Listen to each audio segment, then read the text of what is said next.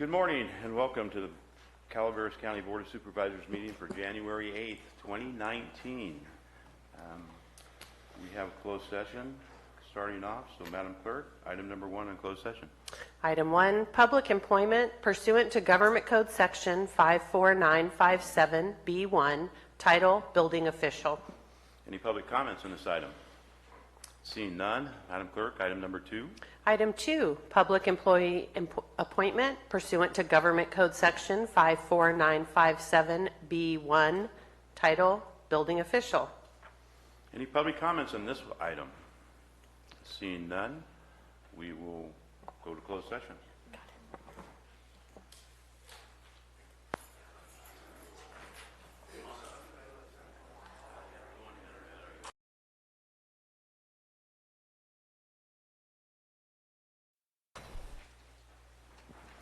Good morning and welcome to the Calaveras Board of Supervisors meeting for January 8th, 2019. Can we all rise, pledge? County Council, can you please lead us? Please again. I pledge allegiance to the flag of the United States of America and to the republic for which it stands, one nation, under God, indivisible, with liberty and justice for all.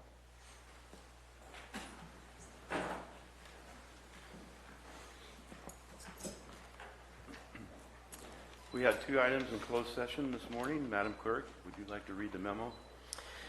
Item 1, public employment pursuant to Government Code Section 54957B1, title Building Official. There was no reportable action taken.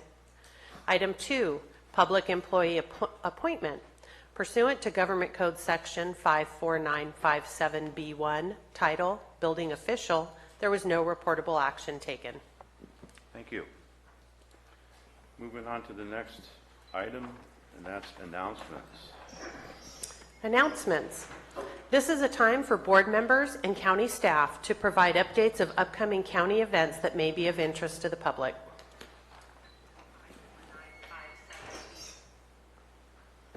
Sorry. Is there any board announcements this morning? No, it's fine. Supervisor Mills? Yes, Chair, thank you. There is a volunteer fair that's going to be conducted tomorrow evening across from the fire station here in San Andreas. For those that are interested, begins at 7 o'clock, and it is for a lot of different volunteer organizations for those that might be interested. 6 o'clock? Thank you. Somebody just corrected me. So for those that might be interested in volunteering or wanting to know about what volunteers do in our county, it would be a tremendous opportunity if you'd like to come and to see what they're doing. Thank you. Any other board announcements? Seeing none, is there any staff announcements? No staff announcements. We will move on to the next item. Item number 3, Madam Clerk.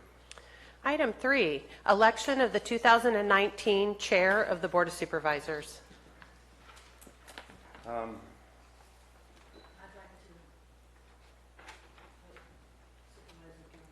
Can you turn on your mic, please? You need, yeah. Thank you. So you have a motion for Supervisor Garamendi from Supervisor Callaway. I don't have a motion. I just want him to be chair. Okay, well, I will make the motion that we elect Supervisor Garamendi as chair. I'll for second 2019. that. I have a second by Supervisor Stopper. Do we have any other discussion or any other nominations or motions? If not, call for a vote. All in favor? Aye. Public comment? Opposed? I'm sorry. I'm sorry. We need public comment. Any public comment before we vote?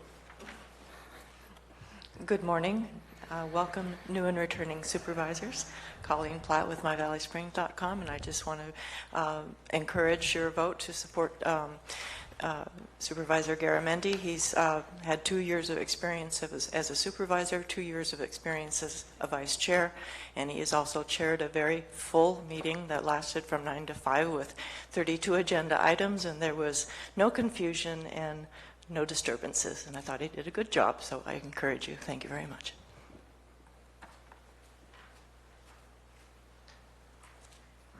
Good morning, Bonnie Newman from Devil Springs. I'd just like to say, if we could go back to some systematic method of keeping people in track so that one district isn't overrepresented and other districts aren't underrepresented, I think we should go back about 20 years and find out what districts have not had a chance to be to be chair, and which districts have had a chance, and try to find some kind of way of providing equity there. That's what I'd like to see. But I welcome Jack because it's been a while since District 2's had chair. Thank you.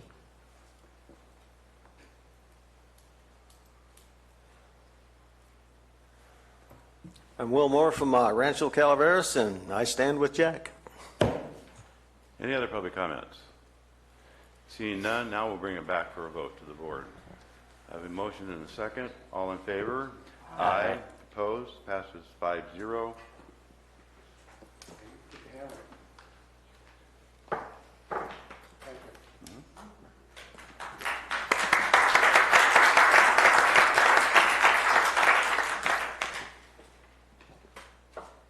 I guess the gavel literally passes to me, and I'm over. Gavel, you are now chair from this point forward.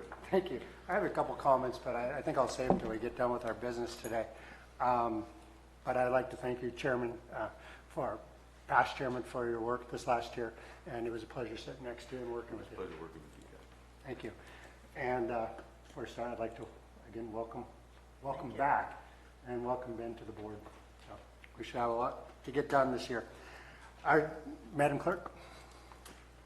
Item 4, election of the 2019 Vice Chair of the Board of Supervisors. I would like to make a motion that we consider over the years who has been represented in which districts, but for right now, my motion is for Marita Callaway for Vice Chair. We have a motion. Is there a second? I'll second. Public comment? Seeing none, bring it back to the board. All in favor? Aye. Aye. Opposed? Dennis, did you vote? No, it's okay. Okay. Absent? Passes 4-1 and 1 abstention. Mr. Chair, could we please take a 5-minute break so we can make some adjustments and I can do the things I need to do for the system? Very well, we'll take a 5-minute break. Thank you.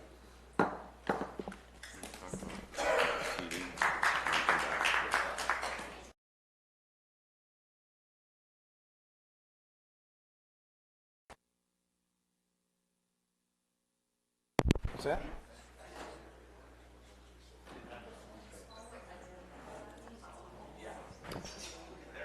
All right, we'll reconvene this meeting of January 8th, 2019. Before we begin, I just want to make a couple quick comments as I assume the chair. First, I want to once again thank Supervisor Tofinelli for his service over this last year and welcome our new board members. I want to thank you very much for voting me in as chair. It's an honor, and I really appreciate it. We have a great deal of work to do this year, and I look forward to getting to it. So to the board, I just wanted to confirm to you that I will do my best to manage these meetings as best as I can. I'm sure I'm going to make a lot of mistakes, and I ask you for your patience as I figure things out. I have a different pace for a meeting, so we'll work together and figure out what the right pace is for our board. These are the most valuable minutes that we get to spend together. It's the only place we all get to talk about the issues, and I hope that I could help facilitate really good, deep dialogue on some of these issues as we go through this year. This is our most valuable time, and I look forward to maximizing. And to the public, and in particular, those members of the public who are regularly attendees of our meetings, you have, and I will continue to defend your right to petition your government. I will ask that you conduct yourselves in a manner which reflects well upon our county and upon yourselves. In general, hate-filled tirades maybe make for really good YouTube clips or Facebook posts, but they are rarely an effective method for influencing your board or the public. And I think if that's your objective, then I wouldn't take that approach to this board. I'm also going to insist that the public address the board directly. I'm not going to tolerate anybody attacking our staff. You have the right to petition your government, and we get paid often to sit up here and take abuse should it come, but we're not going to tolerate attacking staff. You can attack performance or things, but personal attacks are not going to happen. I believe that working together this year, we're going to accomplish a lot. As I said, there's a lot of work to be done, but there's also a lot of good stuff happening in this county. And as we take on our hard issues, I want to make sure that we celebrate the good stuff that's happening in this county too, because it's not all bad. It may not all be good, but there's a lot more good than bad going on. And I want to lift that up and represent our communities well and the good things that's happening. So with that, we've got a lot of work to do, and I look forward to getting at it. So thank you guys very much for your support. You're going forward. Madam Clerk. General public comment. Any item of interest to the public that is within the subject matter jurisdiction of the board and is not posted on the consent or regular agendas may be addressed during the public comment period. California law prohibits the board from taking action on any matter which is not posted on the agenda unless it is determined to be an emergency by the Board of Supervisors. If public comment is completed within the 30-minute allotted time period, the board may immediately move to the next order of business. If public comment is not completed during the allotted time period, it will be continued as the last item of business in order to provide an opportunity for the remainder of comments to be heard. Public comment, and if the public can line up, that'll help us move along at a quicker pace. Good morning, Mr. Chair and new Board of Supervisors. I'm Stacy Johnston, CEO of the Calaveras County Chamber of Commerce. Mr. Garamendi, I appreciate the comment about great things happening in this county, so that's why I'm here. Thank you, Supervisor Mills, for alluding to the volunteer fair tomorrow evening. The Chamber is extremely excited about this event. First annual, we have over 25 organizations that will be in attendance tomorrow. So for those of you who have a passion for serving, have a passion for community, we have amazing organizations working throughout this county that need volunteers. So please come, 6 o'clock tomorrow evening at the San Andreas Town Hall. With that being said, I want you to know that your chamber is actively working throughout this county, not just in Calaveras County, but in Amador, Tuolumne, and surrounding counties. To bring awareness to our business climate, to be a source of support and resource to our businesses here in Calaveras County, not only through the Chamber, but through the Calaveras Business Resource Center.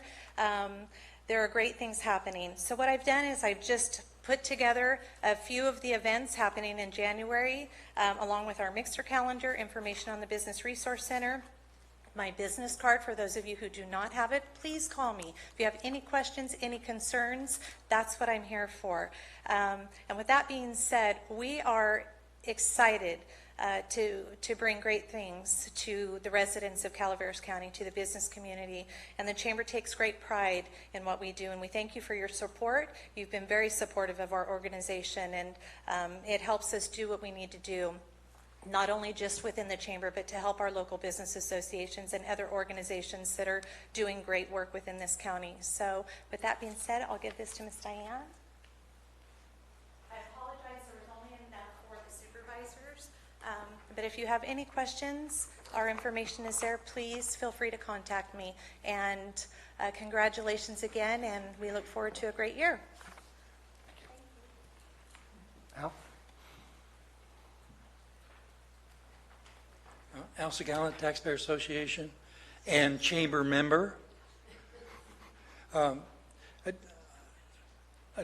like to welcome the new members of the Board of Supervisors, and also thank the ones that had served us before. And I'd like to also recognize our Manuel Lopez, our CAO. He's done a good work for us before. And welcome Megan back. And of course, the most important person here is Diane, so we've got to recognize her. The, in the rules of being a supervisor, I understand there's a regular, there's a sort of a manual put together, and there was a 2-day seminar that was held or initiated by our former CAO, in which the supervisors and also department heads learned to work better together. And it was very good. I was able to attend that. But there's one thing that was missing, which is a reference to the purpose of government. It was not there. And our taxpayer group would like to suggest, in addition to that manual, that would recognize our U.S. Constitution as our basic overriding law of the land, and also recognition of individual rights of life, liberty, and property, which are in the Constitution on the 5th and 14th Amendments. If this was done, if this was added to it, I think that we'd have less disharmony, and we would have more prosperity. And thank you for allowing me to make my comments.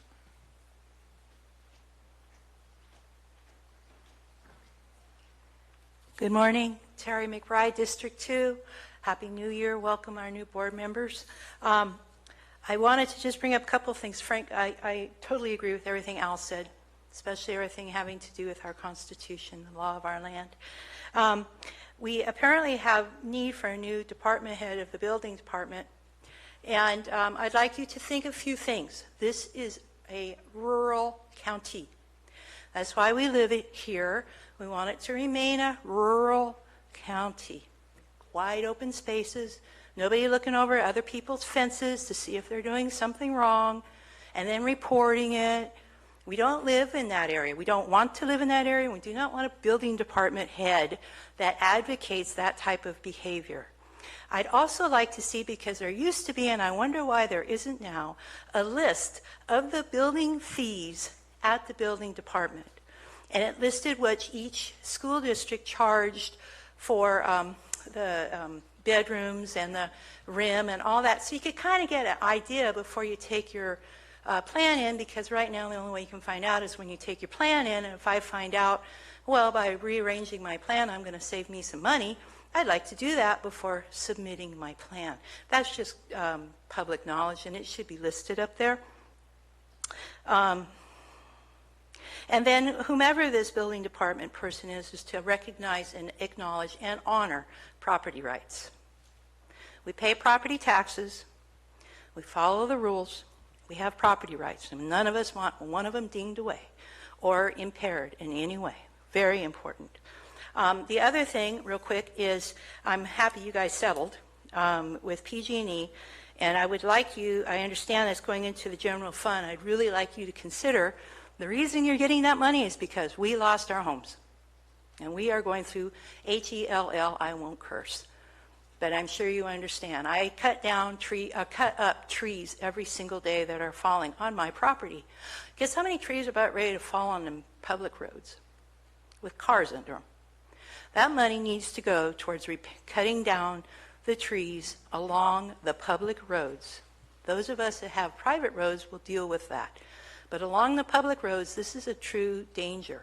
And there's some big trees. And I'm just coming down today, I saw where one had fallen and it got moved off the road and everything. But what if somebody had gotten hammered? Does anybody remember what happened to one of our ladies in Mountain Ranch? I won't say her name, she'd be embarrassed. But the damn tree fell right on top of the vehicle. It happens. And this is totally preventable. So I would ask that when you're looking at that money, to really consider the trees that are along Mountain Ranch Road, the public ways, and cut them, get them down so that we can protect lives. Thank you. I wish you all the best.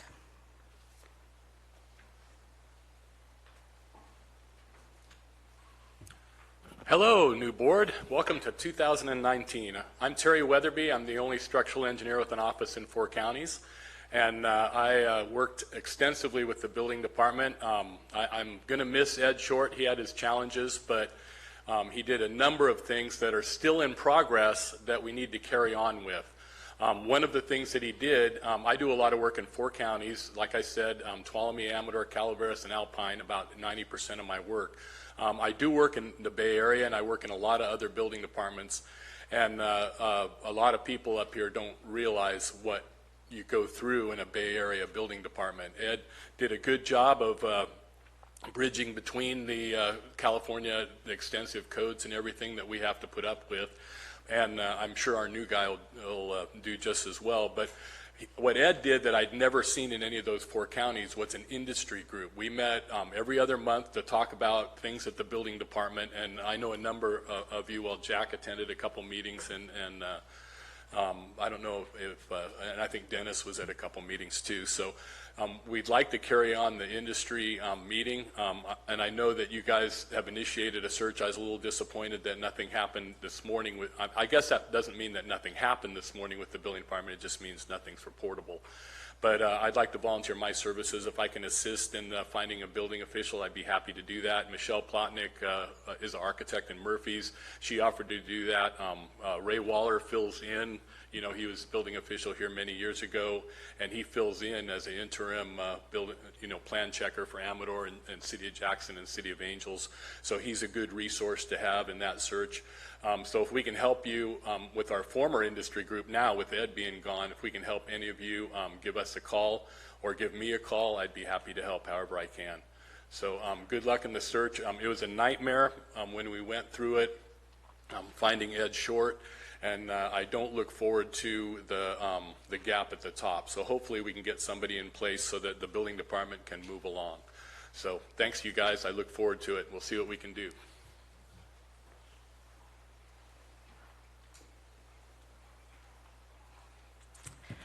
Good morning, Board. I've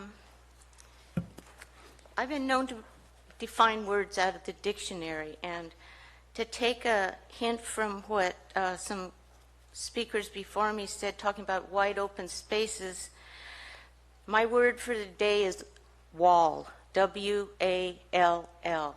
It's something I think every American today has to struggle with, what a wall is, what it's going to be about. And so I looked it up in my dictionary, and it says it's an upright structure of wood, stone, or brick, etc., serving to enclose, divide, support, or protect. It can be a rampart raised for defense. It can be an intangible barrier or obstruction, suggesting a wall, like a wall of prejudice. When I think of a wall, I think of something that can go either way. It can be used to keep something in, or it can be used to keep something out. I know when I hit a wall, that means I can go no further. I can make no more progress. Progress is not to be made when you hit a wall. The positive side of a wall is it can be used to defend yourself from something. It can be used to protect from harm. When I think of the wall, I think of the Berlin Wall. That's what I grew up with, all the time thinking about it. And I remember it was not too long ago, maybe 10 years ago.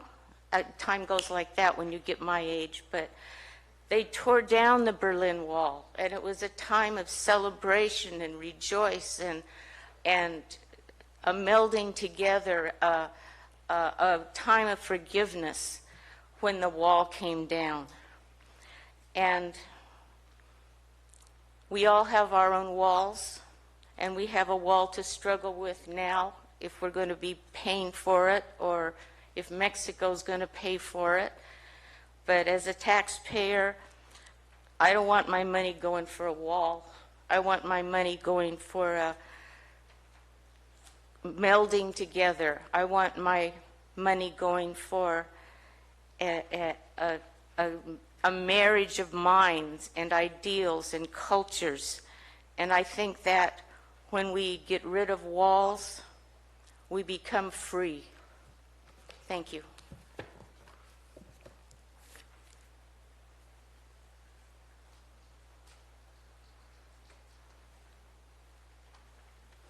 morning, Board. Ladies, District Mike Fowley, District 2. Congratulations, Jack, on the chairmanship. My only comment is I hope you enforce the rules that were put up there. And personally, I feel that we've all witnessed the personal attacks that you talked about. And the last board chairmanship, I'm not making a personal attack, I'm just stating a fact. There was too much, let's say, input from the audience when speakers were up here. Too many rude comments directed at speakers from all different sides of any one argument. And I didn't see any enforcement of these rules. Personally, I hope you give, and I'm directing this to you, sir, one warning. First time it happens, someone in the audience is either rude to a county council, a supervisor, or any staff, or a speaker at this podium. First time they're rude, you give one warning and say, from now on, next time someone does that, they're out of the meeting, because last board chairman did not do that, and therefore it was rampant in the audience, personal attacks to speakers and board and staff members. So I hope you bring the hammer down first time and make it clear to the public that that will not be tolerated. Thank you.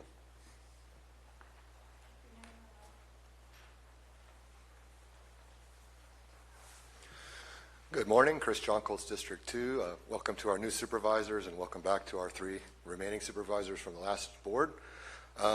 Jack, thank you for your positive speech. I've been up here pretty much the last 3 months cleaning on my property, and I feel that happening in Mountain Ranch as well. There's more energy happening now than there was previously, and I think some people are coming maybe out of the fire, and the shock of the fire is finally wearing off, and we're seeing some progress. The last time I spoke was when I was following PG&E's presentation, and I was lamenting that they hadn't come and cleaned up my property or contacted me. Following my speaking that day, they contacted me in the hallway, and they've now come to my property. They spent a week there cleaning up everything they had felled since the fire, and they pretty much put me ahead by a year by doing the work that they did. So in the sense of, let's be positive, I'm really happy with what's happening now. I'm making real progress on my property. And I'm hoping that the changes that are coming in the building department will let me remodel the structure that's on the property and have a residence there, begin paying property taxes there, and continue the work that I've been able to do. It's turning into a park finally after all the work I've done. I can see what the previous owner had 20 years ago. There's a lot of properties like that here, even though my property burned. It's clear now, and what I can see that's green, I can almost forget the fire. And now I am ready to build, and I need a building department that'll work with me to allow me to do that and to move forward. So I'm really looking forward to that. I'm looking forward to the new board's actions, and I thank you guys all for serving, and let's have a great year. Thank you. Thank you. Seeing no further people standing up for public. Thank you. Seeing no further people standing up for public comment, we will close it. Moving on, Madam Clerk. Consent agenda items are expected to be routine and non-controversial. They will be acted upon by the board at one time without discussion. Any board member, staff member, or interested party may request removal of an item from the consent agenda for later discussion. Are there any board members who wish to remove an item? I'd like to remove item 5 and 6, please. In case y'all didn't hear me first time. I'd like to remove items 5 and 6 to abstain. Very well. Anybody else? Ben? I would also like to abstain. Okay. Any staff want to pull an item? Public? Seeing none, we'll move forward the consent agenda, excluding item 5 and 6, which we'll vote on afterwards. So moved, Mr. Chair. Second? Second. Moved by Supervisor Tofinelli, second by Supervisor Mills. All in favor? Aye. Opposed? Passes 5-0. Item number 5, Madam Clerk. Item 5 is the minutes of the Board of Supervisors regular meeting held on December 18th, 2018. Is there any discussion? Seeing none, public comment? Seeing none, we have a motion. I'll move the item. I'll second. Moved by Supervisor Mills, second by Supervisor Tofinelli. All in favor? Aye. Opposed? Abstained? Two. Two abstentions. Supervisor Stopper, Supervisor Callaway. Item 6. Item 6 is the minutes of the Board of Supervisors special meeting held on December 21st, 2018. Any public comment? Seeing none, any board discussion? I guess that's out of order, but is there a motion? I'll move this item. Second. Moved by Supervisor Tofinelli, second by Supervisor I'm Mills. sorry, Chair. Yes. You need to allow for public comment. We did not do that on the last item either. I think I got it. Yeah, I did. We Did did. you do it on this I one? just did it really fast. Oh, okay. I need I you to didn't see slow. people I need you to jumping up. slow down a little bit. Very well. Thank you. We'll just open this up really quick. Is there any other public comment on item number 6? Seeing none, we have a motion, we have a second. All in favor? Aye. Opposed? Any abstentions? 2 abstentions. Very well. Thank you very much. Moving on to our regular agenda. Item 15 is from Public Works to receive a presentation and give staff direction on removal of dead and dying trees on Bureau of Land Management land in Calaveras County. I think that we need just a moment to set up. Okay, let's just stand and pause. Okay. While he plugs that in. Well, I don't think we need to have a recess for a couple minutes.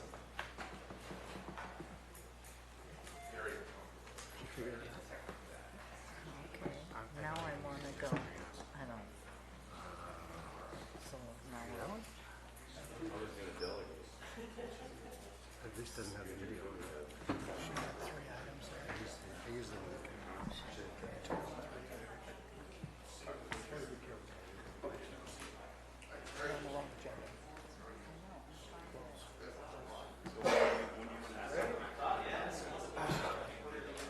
All right, Madam Clerk, let's, board members, guys, ready to go.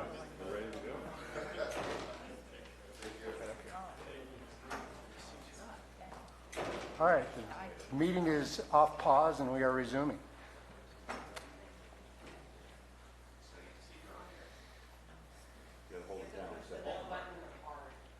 There we go.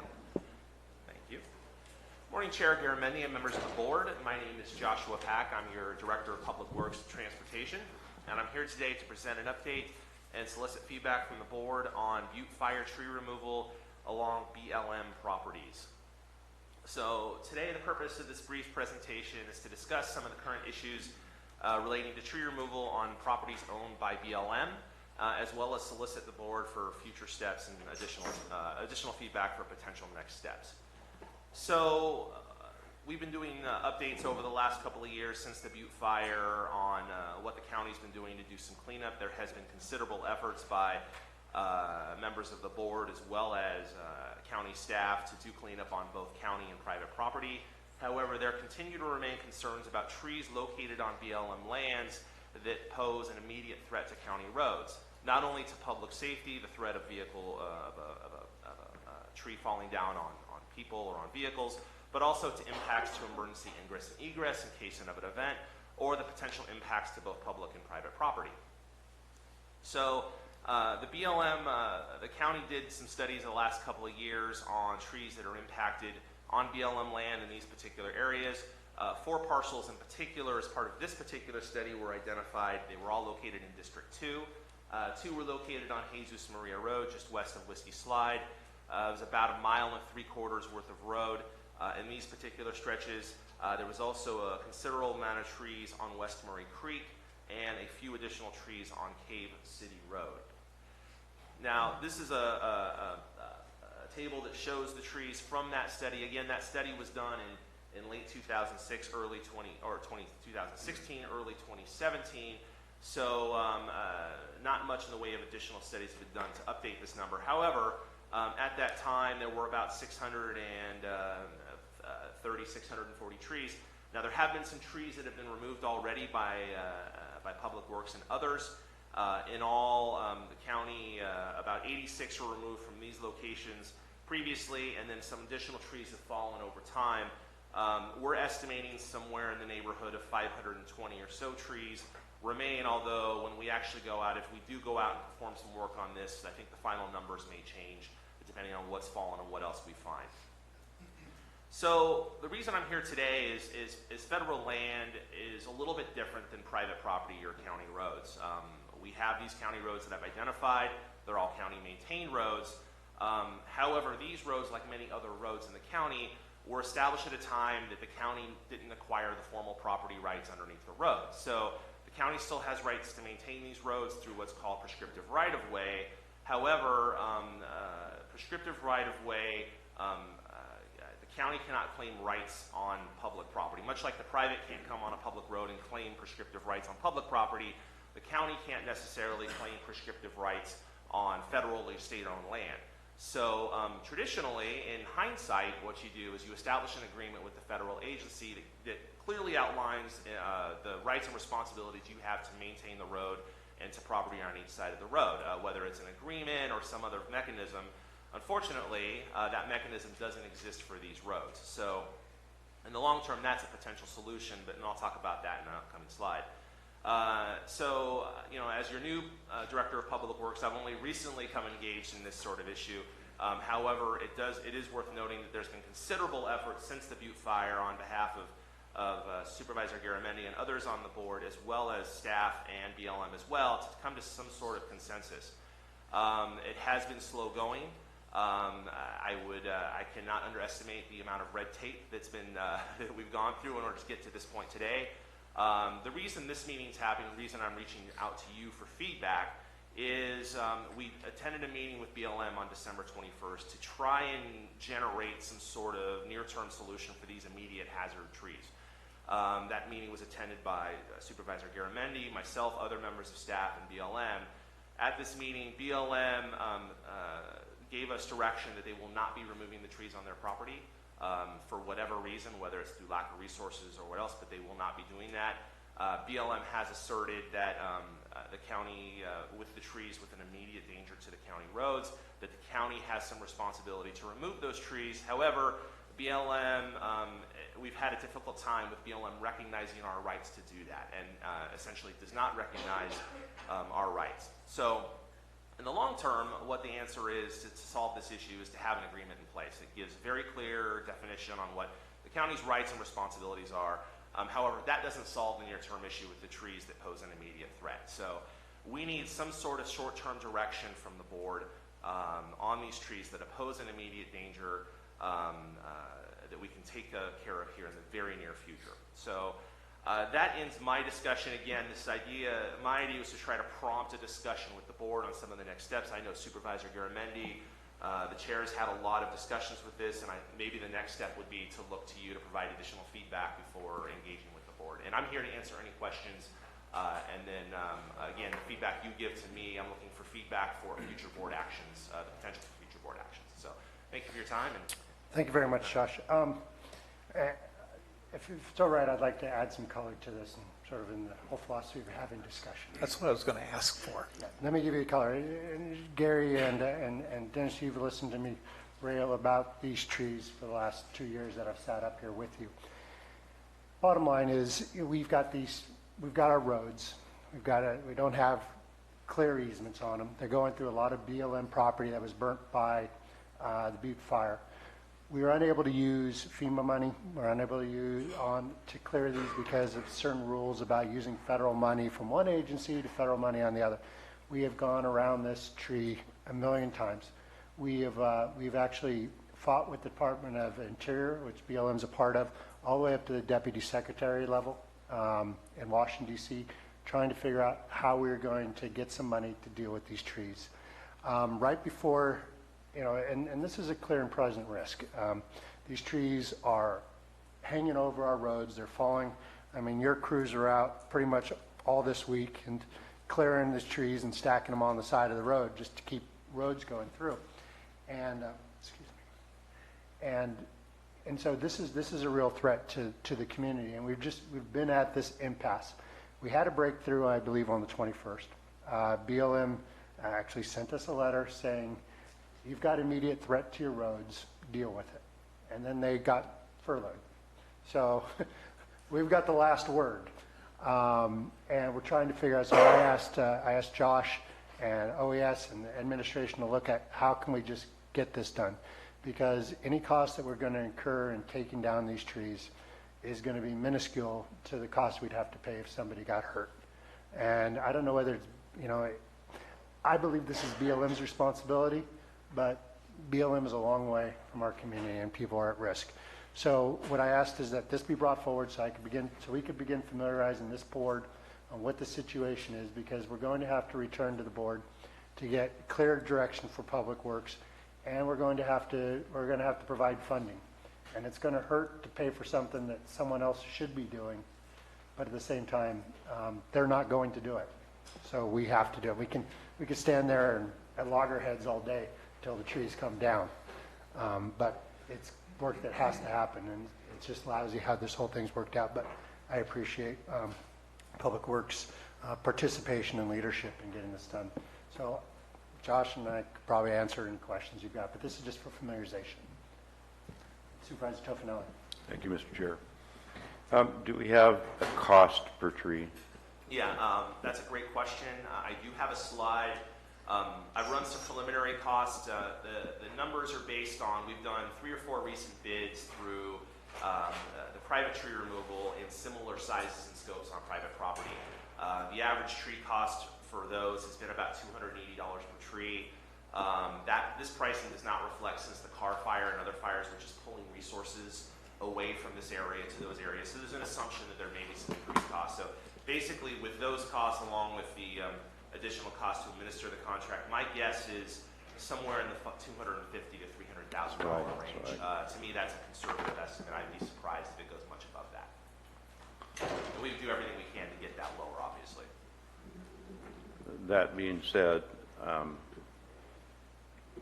if the board would consider setting aside $250,000, It's a $300,000.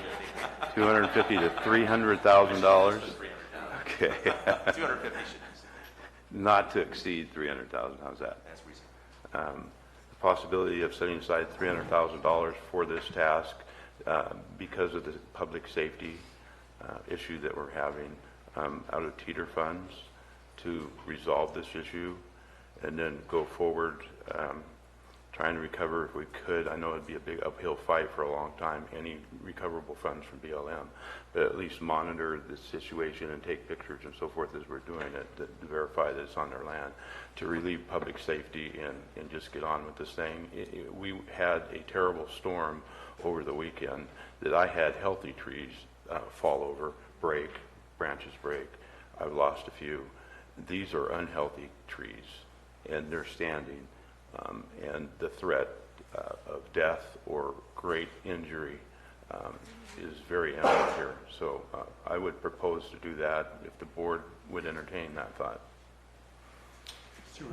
Thank you, Chair. I think that there's 2 issues here. One is that you said long-term versus short-term. BLM, as we know, only has, 3 staff members that cover this area, so their ability to monitor their own properties is very slim to none at best. Number 2 is they don't have the financial resources to physically do anything about it.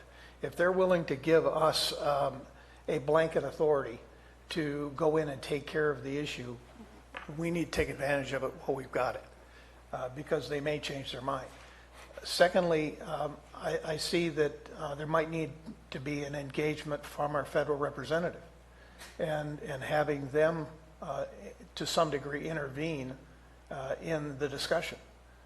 I had personal conversations with Interior Secretary Zinke when he was here last July. So I know that possibility exists, that we can have those conversations, but if it doesn't rise to the level of critical importance to them, then they're not going to really do a whole lot about it, because there's a lot of things in their world that are critically important. So I agree. I think that if we could set aside some money from our teeter fund right now, get on with getting a contract let, getting this taken care of, then we can have those further discussions down the road. But we need to establish in the longer term some type of policy of how we relate to BLM and our prescriptive easements within BLM lands. And ultimately, I would like to see BLM start to give back that land that they've held. They've got pockets all over this county in thousands of different parcel sizes. So where they're not functionally usable anymore, for them to hold on to them really makes no sense at all.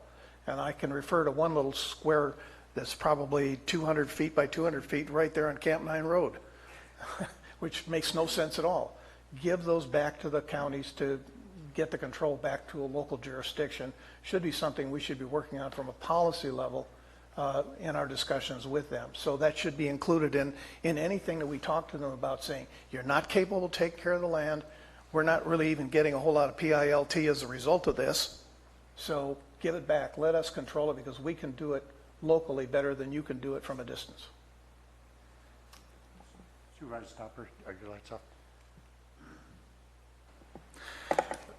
Most of the things were already brought up by you, Jack, and Gary. I would agree with Gary that we should move forward with 250 to 300,000 at the most, moving towards you. And I want to thank you, Josh, for stepping up with Public Works and taking this underneath your wing right now, because from what I understand, nobody knew who was going to have to take care of this, different jurisdictions and everything, but you stepped up a bit to bat, and we appreciate that.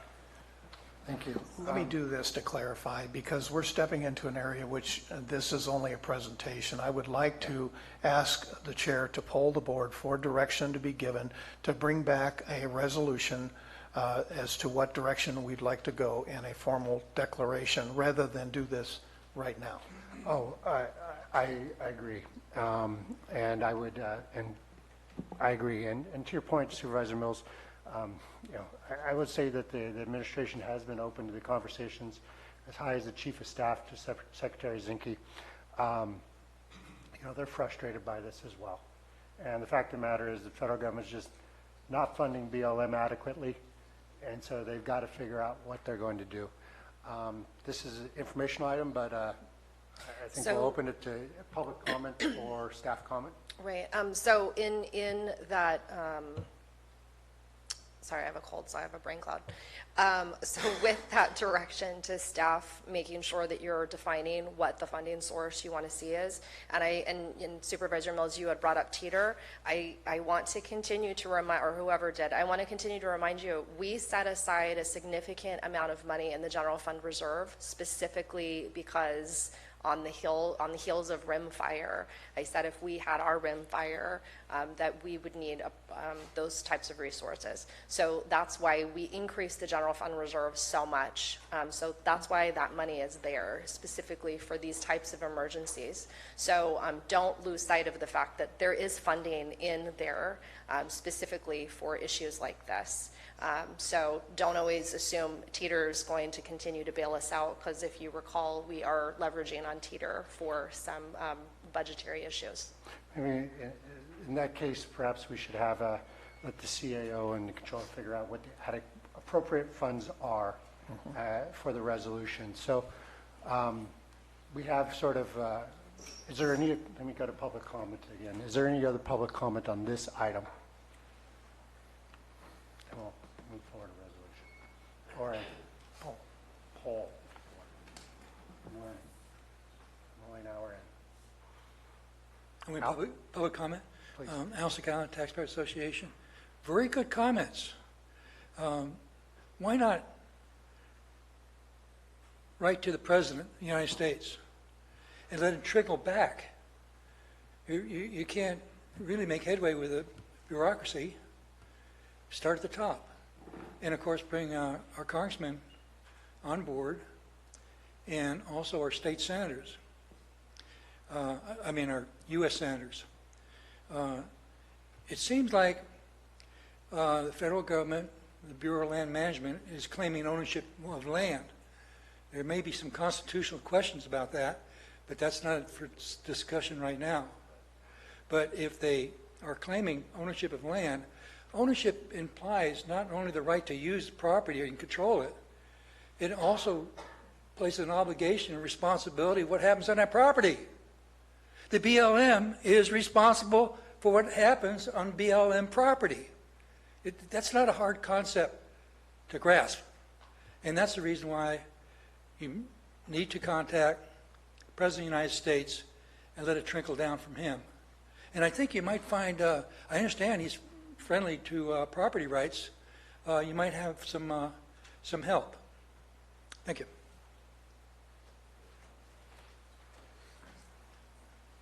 Good morning again, Terry McBride, District 2. Congratulations. I would love to see every single one of you guys take a Calaveras County map that is provided by our wonderful Chamber of Commerce. It's really good. I would like to see every single one of you drive down those roads. What I'd really like and what I'd suggest is get it out. Get it on ABC, CBS. Hey, this is what happens after these huge fires. And then the locals and small, including the small governments that don't have a whole lot of money, including ours, especially ours, this is what we're dealing with. Get it out. Make it public. That's how you resolve things. You just got to come out of the little hidey hole, bring it out, make it public, show that BLM is being totally irresponsible, but then also just the fact how dangerous the roads are and that the trees need to be cut down, not just on those 4 properties, but along all the roads. So I really ask, please, take a day. It is, even though it's burnt and charred, it's a beautiful part of our county. You've got wonderful people there. Take a Calaveras County Chamber of Commerce map and drive all the back roads and see what we are dealing with every single day. Thank you.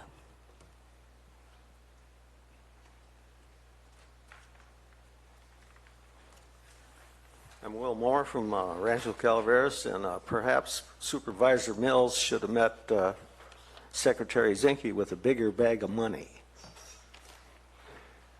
Very well, if there's no further public comment, sorry, Mike?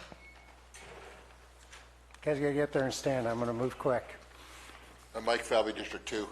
My personal contacts with BLM over the last 40 years is if the county's in the same situation I am, let's say, good luck. And from what I've observed of BLM over the last 40 plus years, and I've dealt with them, I'd say, on a fairly regular basis. And when I lived up in Mountain Ranch, I was pretty close to a lot of BLM land, and I had issues with them. They don't even know it's there most of the time. And I think you could go in there, say, a 40-acre plot in the middle of the Butte Fire footprint, and you could probably clear cut it, and they wouldn't even know it. So if they've given you permission to address this situation, and maybe I misunderstood, but apparently we have money in reserves, let's get a contract out. I mean, you have the money. BLM says go for it. BLM doesn't really care. They don't care about us. Go for it. And number 2, as far as Mr. Mills, as far as them giving back county to the land or public, maybe public absorbing some BLM land on contiguous parcels, they asked top dollar for those parcels. They asked ridiculous amounts. I know a few people that have approached them about buying parcels adjoining theirs, and they want an arm and a leg for them, so I don't know about that. So anyways, that's my thoughts. Go for it. Thank you very much. So, Supervisor Mills? Yeah, I think that maybe we could piggyback this to an additional discussion and have some type of a resolution or some support from the board as a policy statement that when you or anyone else approaches BLM, that these are the ultimate goals that this board has in mind and what we're trying to achieve, so that we're not all over the map with a specific issue, but we're going forward with a singular policy, and that is, and I think that can be included as we poll the board for direction to have staff or to you to start working on what that policy statement would look like. I think it's a very good question, how we're going to deal with BLM over time, and I know Josh and I have talked about this as well, because we've talked about a master agreement with them to move this thing forward, but at the same time, I'm often cautious. Our local guys, there are only 3 of them. They're not bad, they're just overworked. And there is federal policies, and we should come up with something, but I don't want to mix too many issues when I've got a life and safety one right in front of us. So I would like to seek a poll of this board to have Josh move forward on bringing forward a resolution to this board with an appropriate funding source identified by the CAO and the controller and bring it forward. We're going to have a special meeting on the 15th. So I don't know, 15th or 22nd, when do you want to bring it back to us, Josh? So, Chair, I do have an item scheduled for January 22nd. It was generated from this desire of having authority to take action in emergency situations such as this. There still is the funding element, so I'll have to work with the auditor and county council and CAO's office to make sure that piece is in place. But I do have a plan of action to bring something to the board on the 22nd that would give me authority to move forward with construction quickly. So let me, after this meeting, I think the direction is pretty clear, come to you sooner rather than later with some sort of action. My goal is to get to the 22nd. We'll see if we can do something the 15th, if it's okay with the board. If one extra week's okay, I know this action's here. So let me, if it's all right with you, I'll circle back with the powers that be, and we'll have some sort of action for you on January 22nd, along with additional direction on the next steps necessary to get this work done.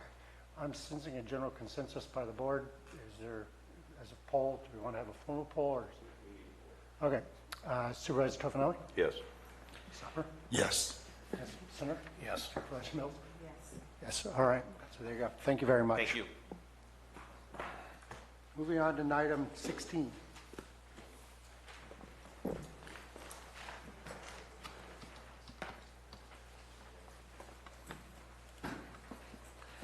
Item 16 is from the Auditor Controller to adopt a resolution adopting Revenue and Taxation Code Section 5105, authorizing payment of certain property tax refunds without a claim for refund being filed.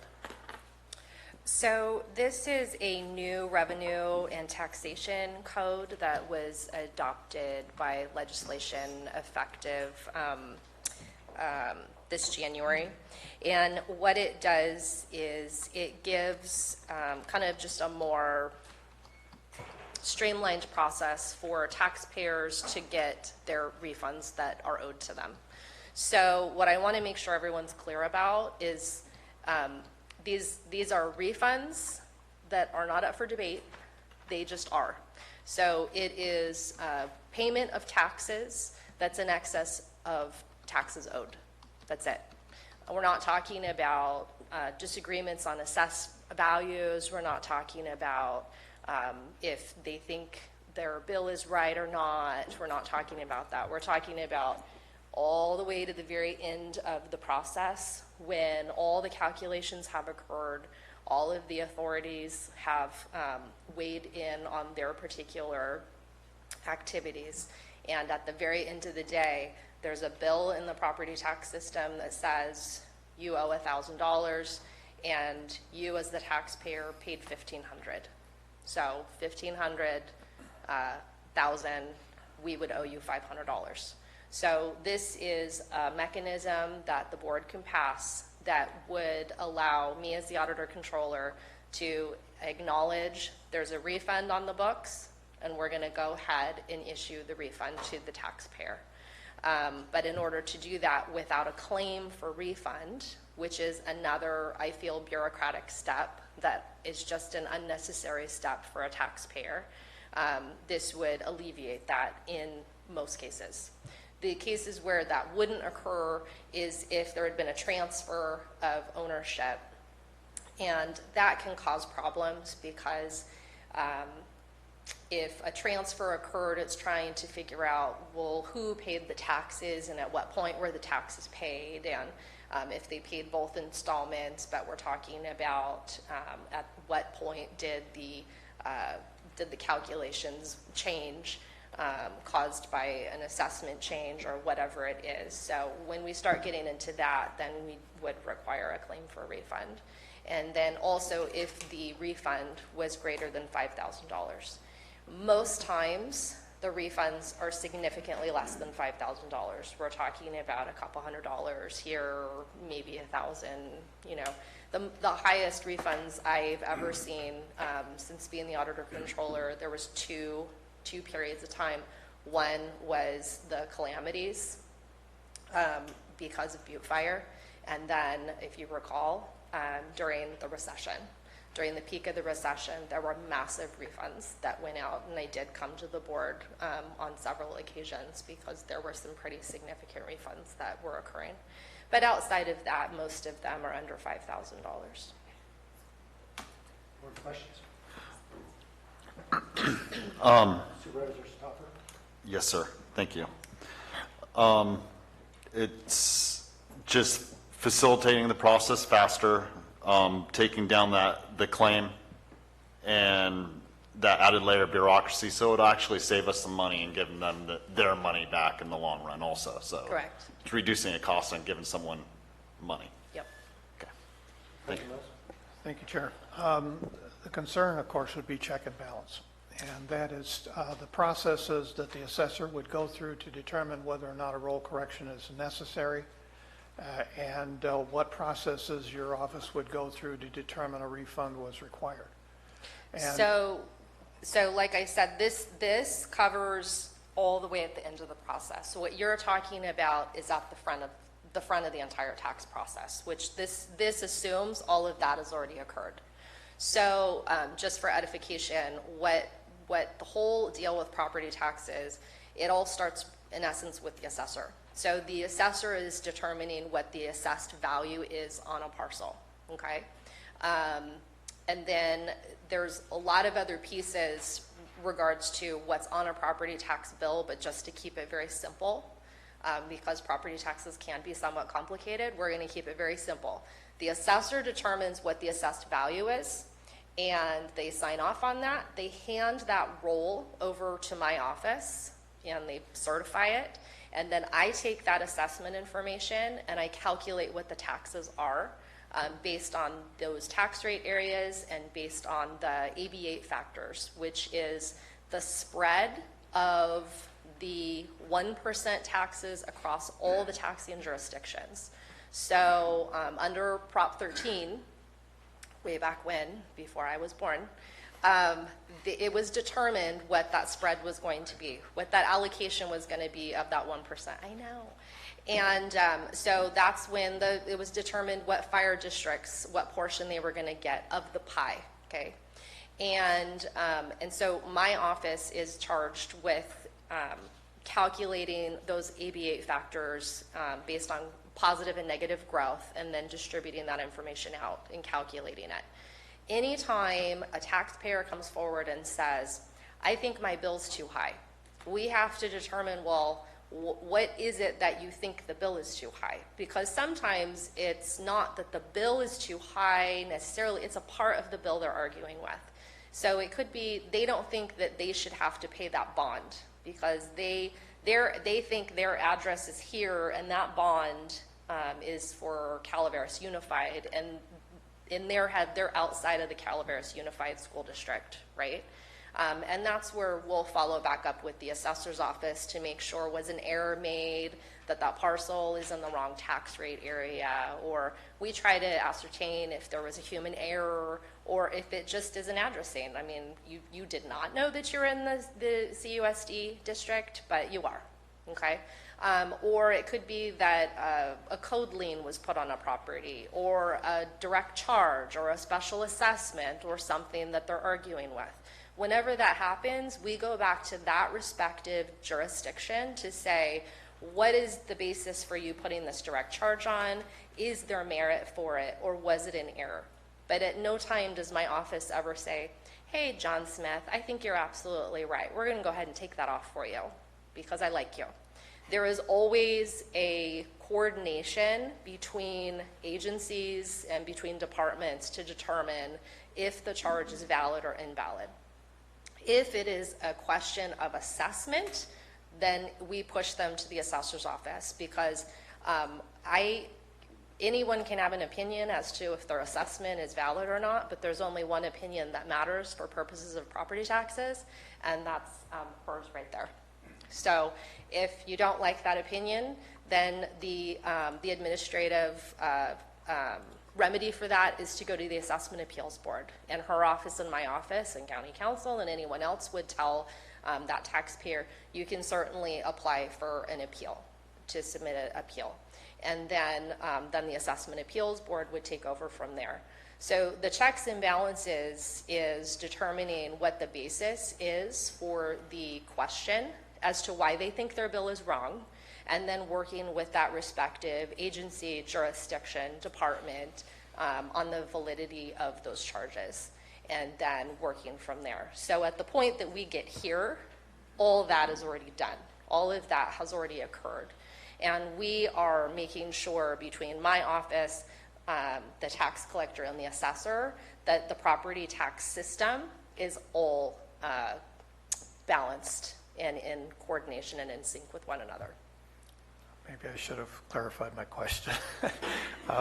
The point is that in the discussion here, it says mistakes discovered by the auditor. And I do know that in certain parcels that district boundary lines bisect parcels, and there's a lot of ambiguity here.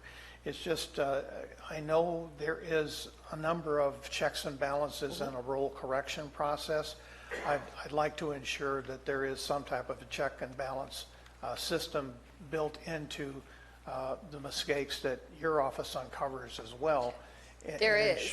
Ensuring that, and I don't want to leap here to all the Queen's horses, but we don't want to get into a situation where we cannot prove the mistake was truly a mistake, if you follow what I'm saying.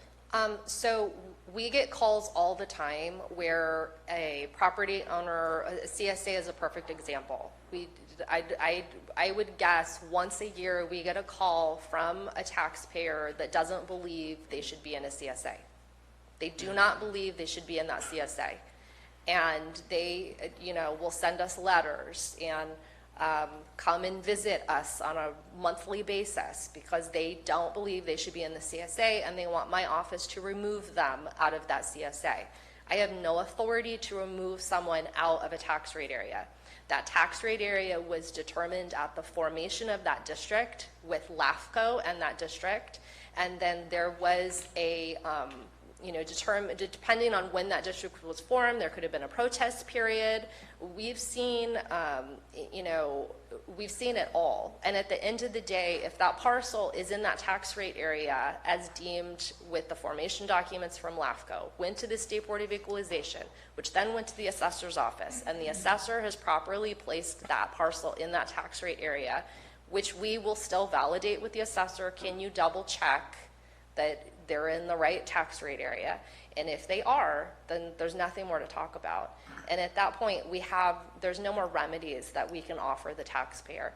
And I'm sure county council can bear witness to the fact that, then we let them know we've got someone who is just absolutely adamant they're not supposed to be in that CSA.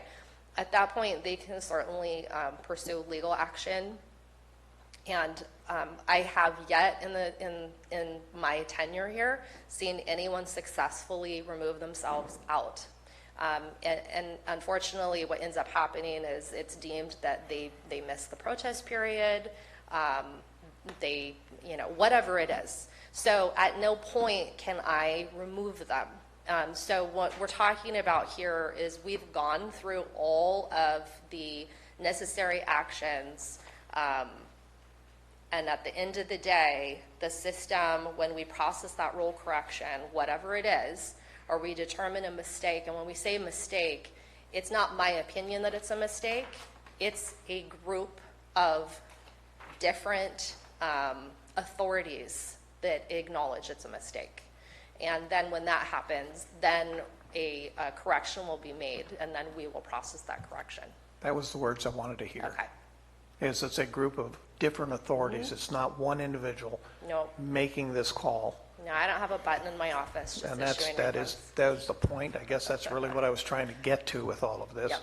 Secondly is that the person that paid the tax is the one that's going to be the refunder. That's where the refund's going. It's not going to the new owner of a parcel or a whole other series of individuals. So you're ensuring us that the person who paid the tax is going to receive the refund. Yeah, so that's part of the requirement. I'm requiring the claim for refund if there's been a transfer, because we want the claimant to, in essence, certify that they are the claimant. and that the transfer has not occurred, and then the burden of proof is on them to prove that they are the ones who in fact paid the taxes. I rest my questions. Thank you. No further questions from the board? Public comment? If you guys can line up, thanks. I'm Will Moore from Rancho Calaveras, and I don't believe it's possible for any school district or a tax rate area to bisect somebody's parcel. I mean, all of this land is based on the public land surveys. It's all based on the Mount Diablo baseline and meridian, and I don't see how anybody could vary from the public land surveys.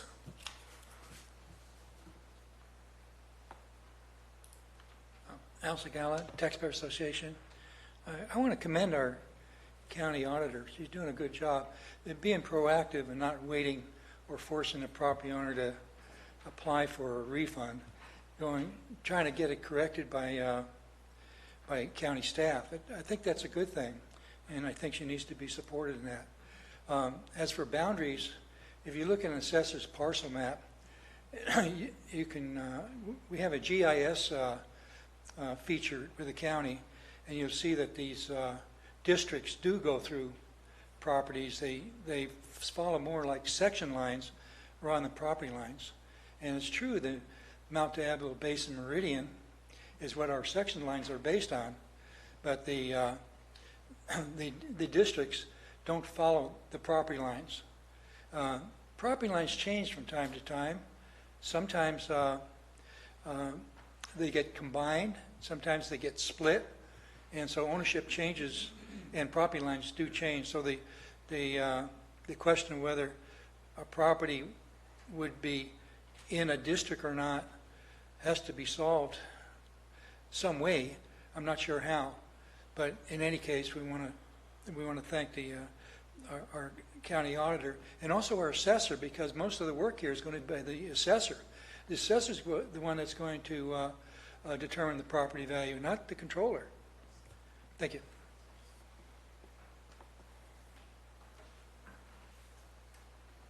I think I just had two questions. Is this repayment done each year, or are we going back years? And how much is in total of this year?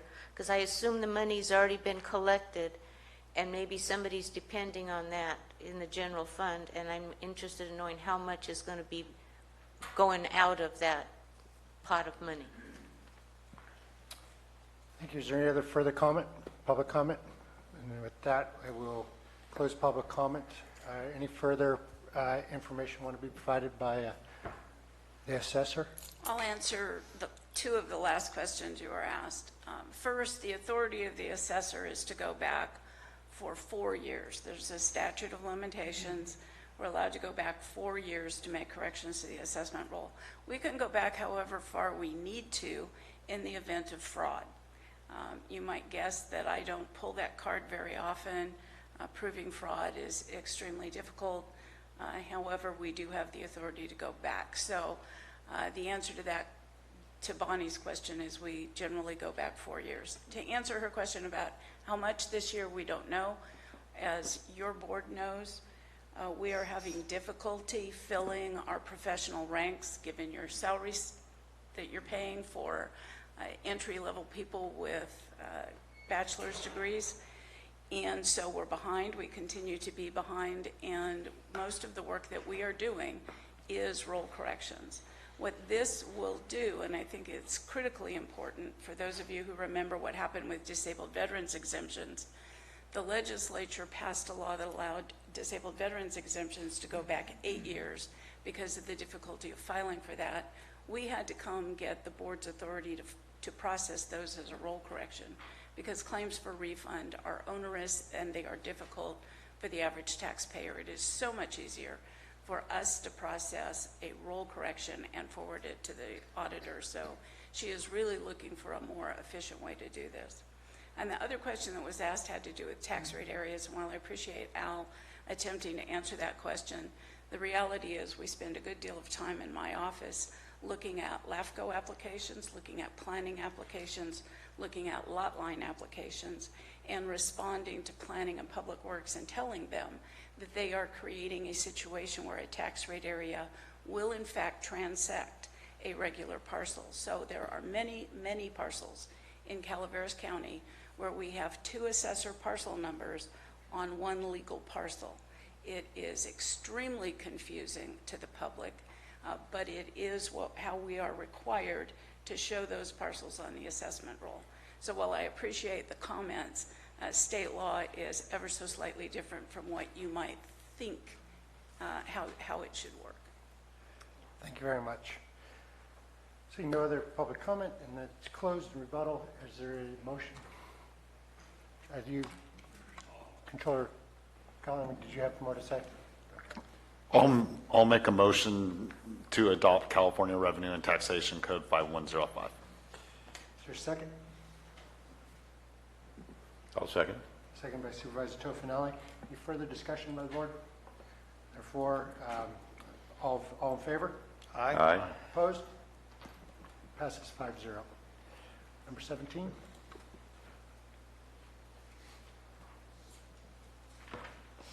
Did I skip something? No. Yes, thank you.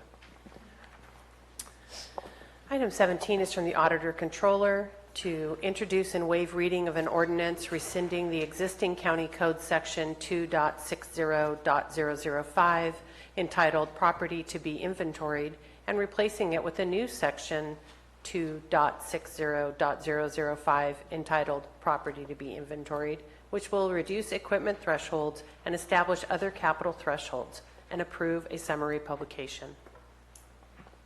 So this is an item that I have been working for years to try to bring forward, but we've, every year I would be working with the administrative office to try to determine the best method and thresholds and everything, and by the time, it seems like we're getting ready to unveil it and bring it forward, I'm working with a new CAO. So I decided I'm just going to bring it forward. At current, we have the established ordinance, which is $10,000. And that made sense at the time that it was brought forward, because it was, if you go back through the history, at one point it was like 500, and then it was changed to 1,000, and then it was increased to 2,500, then it was 5,000, and then it was 10,000. It has stayed at 10,000. And that is actually, it was helpful because it means less burdensome work for the Auditor Controller's Office and departments and purchasing. But the Federal Office of Management and Budget decided, for some reason, that $5,000 is the appropriate threshold with regards to a federal threshold related to indirect cost plan. And the indirect cost plan is one of the major revenue sources for general fund central service departments. And with that, in order to comply with OMB's standard, which is the CFR 200 uniform guidance, it is a requirement to lower our threshold back to $5,000 for equipment. And what's interesting is when this was unveiled at one of our auditors conferences, every single auditor controller, kind of gasped. I mean, you can imagine a $5,000 limit for the county of Riverside or LA County or Ventura. And this is a ridiculous threshold. This is very, very small. And for us, it's very small. But for some reason, the federal government chose that number to be the number. So in order for us to comply and make sure that we are in full compliance for establishing our indirect cost plan, this is the safest route, is to go ahead and lower that equipment threshold to $5,000. At the same time, we have no thresholds for the other types of assets that we inventory, which is infrastructure, construction in progress projects, structures and improvements. So consider if you were to build a building or if you were to improve a building, okay, or land. All of those are silent. So what it means is I'm having to subjectively work with the administrative department, and at the lowest level, since we have no limit established, any number is the amount that we have to enroll. So anything that would be an improvement to a building would be an enrollable event. So you can imagine the amount of work that my office and administration and departments are having to do when we're talking about a $1,500 improvement to a building. That's just kind of a ridiculous number. So when we kind of looked at what was a more appropriate threshold for these types of events, and when you think about infrastructure, you're thinking about roads, bridges. You're never going to have an infrastructure project for $1,500, right? You're going to have, it's going to be a very large dollar amount. So based on our annual revenue, what I'm proposing is that we would actually establish a minimum threshold for infrastructure for $100,000, a minimum threshold for construction in progress of $50,000, for structures and improvements of $25,000, and then for land it would be $0. So if someone donated us a piece of property, even though it's free, it's like if someone gives you a dog, it's not free. There's always going to be a cost associated with it, okay? So when someone's going to donate land to us, or give us land, or whatever, however we acquire land, there's always an assumed cost to that land. It could be that you're taking on, unbeknownst to you, a super fund that you probably don't want. It could be that there is ongoing maintenance that you're going to have to deal with that land. So that's why the basis for land, anywhere that I've researched, there is no low threshold on land. Any land would have to be considered capital, not for purposes of depreciation, but for purposes of the board recognizing it as an asset. Okay?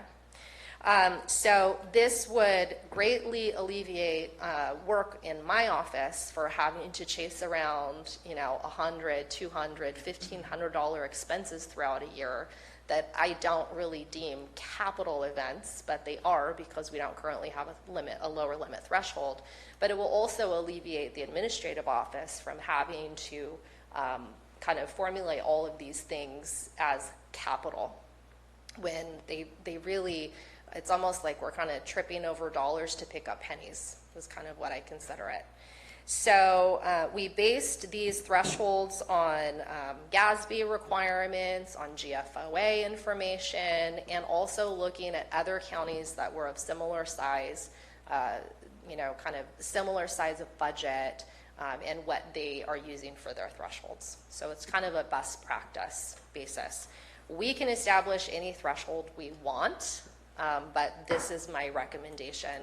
And regardless, the threshold for equipment is absolutely based on the federal basis for capital equipment. Thank you. Any questions from the board? Supervisor Tofinelli, like one? No. Supervisor Mills? Yes. Thank you, Chair. I would like to at some point consider salvage value in this discussion in the future. All salvaged value is included in the basis of accounting for capital. So when we look at enrollment of a capital asset, we always consider salvaged value because salvaged value would reduce the amount of capital that we would enroll. Some of the counties actually include that in their document as salvage value. The other thing is that other counties are using what's called useful life or a value. So they give, for instance, computers and peripherals a useful life of 3 years. Some of them stretch out to 15 years. They are kind of all over the map on what that number of years of useful life is. So we will include that in our procedure document based on best practices, but not from a policy perspective as adopted by the board. And so we will have that information in our capital asset procedural guide that will be based on these thresholds. But those useful lives are somewhat dependent on best practices that change. So I didn't make that be part of a policy to be adopted by the board. But at some point, I'd like to see that included in that discussion somewhere. I know that in some of the counties, there was an infrastructure useful life of 50 years. So it's just having that statement included so that everybody's clear and understanding that what does the depreciation schedule look like? What is this going to be at the ultimate end of the line, so to speak? And that will all be that's all included in our capital asset procedural guide. So I had a chance to look at OMB A-133 as part of my research on this thing, which I thought was kind of an interesting document all by itself. So I had asked for supporting documents for this, and I was hoping that I would receive it before the meeting today. So hopefully as this goes forward, you'll be able to provide us the supporting documents for it. You had asked for The documents to support what you had in front of us today. So I sent you kind of excerpts specifically from GFOA and what GASB's statements were. And you had asked if GASB 34, if there was an updated statement, which there is not. That's an existing statement from many, many years ago. GASB is in the process of doing a restatement of GASB 34, which will probably be GASB 107, but it's still in the works, and I don't have any ETI on when that's going to be completed. So most of the information that's in here is based on like I said, what other counties of similar budget size are utilizing based on the GASB threshold of revenues, annual revenues for a jurisdiction of our size. Thank you, Chair. Thank you very much. We'll open up public comment. Seeing none, bring it back to the board. I do have a couple questions. Rebecca, when I'm looking at your documentation here on your structures,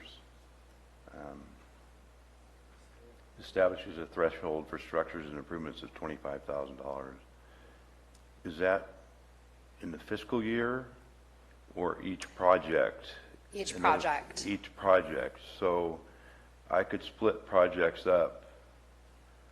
So and have a $24,000 project, and then a month later do another $24,000 project, and even though it's intertwined with this other one, it would be separate. So how are we distinguishing between? Yeah, so we look at everything as a one project. So is it a building? So we wouldn't allow you to say, well, this year I'm just going to pay for the left side of the building, and then next year I'm going to pay for the right side of the building. We look at it as a building. So regardless, we're asking, what is the total cost of the building? And part of this is, working with administration at the point when a department's going to bring forward their plan, is what's the real cost? What is the true cost of this thing, whatever it is? Is a building, it's a software implementation that we're going to own, it's a remodel, whatever it is. And we don't want to hear what your fiscal year costs are going to be. We want to know what the span of the project is going to be, like how much time are we talking about, and what the total costs for that entire project are going to be. Because we're looking at all of it. And even if it takes 5 years to get it completed, the jail and the Sheriff's Administration building are a perfect example. That took years to get completed. We just kept adding to that construction in progress until it was done, and then we enrolled the whole value. even though it was over a multitude of years. So when we're looking at that type of activity, that's when we're coordinating with the administrative office and determining, is this a construction in progress, or is this something that can be put together in one fiscal year? It starts on July 1st, it ends on June 30th, we're done, we enroll it, move on. So part of this is having a very frank conversation with departments, looking at source documents, where they're getting their information from, why they think the cost is going to be what the cost is, and then properly putting it in terms of budget where it's supposed to land. And then my office is really going through all the records to determine, you know, are these components really capital? Are these maintenance? Is this really part of this project over here? And we will find invoices throughout a year that will say it's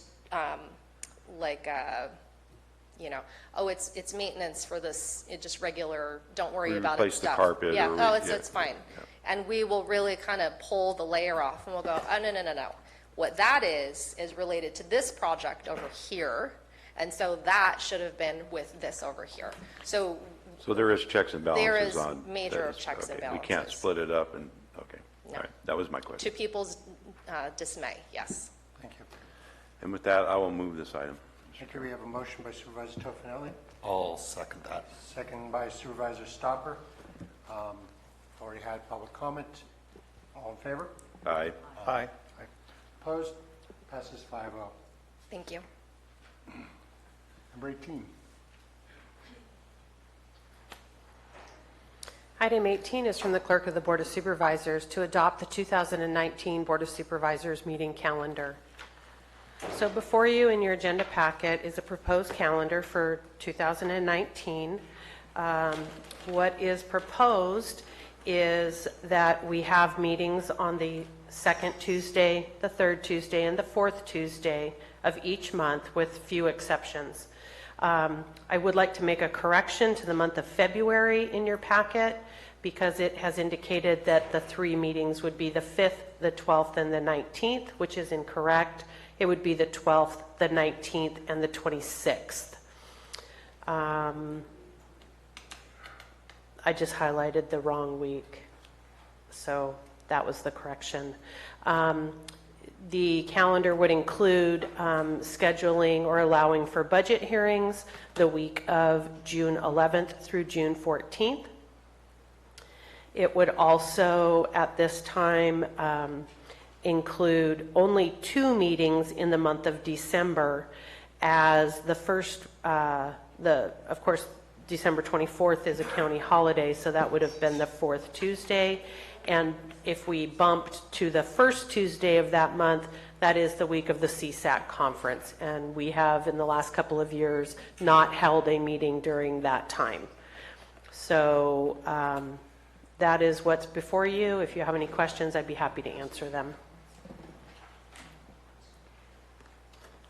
Any questions by the board? November is the It's on. It's on. November shows the 1st, 2nd, 3rd. Is that That is what correct. we'd be doing because of the 26th? The 27th or the 28th is Thanksgiving Day, and the 29th is the day after, which are both county holidays, and we historically do not meet during the week of Thanksgiving. Supervisor Stopper? Is this a good time to discuss what we're doing with the second meeting of the month and so on, or are we going to dedicate that to a study session, or and with possible items that need to be applied, so on and so forth? Supervisor Stopper, I have been thinking about the same question. How do we use the study session effectively? And I would propose that since it's not an agenda item today, that we bring it back at our next meeting and have a discussion about what are the topics that we want to study and in what timeline. I know we've all got a lot of issues. Everybody's got issues, right? But the board's got issues we've got to take on and study, and I'm hoping we could have a healthy conversation on that? So, Mr. Chair, this is to adopt the dates. Right. And if you Understood. wanted to designate, let's just say, the third Tuesday of the month, which last year, for the first half of the year, we designated that day for specific items. It was not open to any item of county business. And then for the second half of the year, we designated it for any item of county business. So I think today, you could definitely designate whether it was going to be that third Tuesday or whatever was going to be designated for specific types of items. You do not have to designate what the items are as part of this item.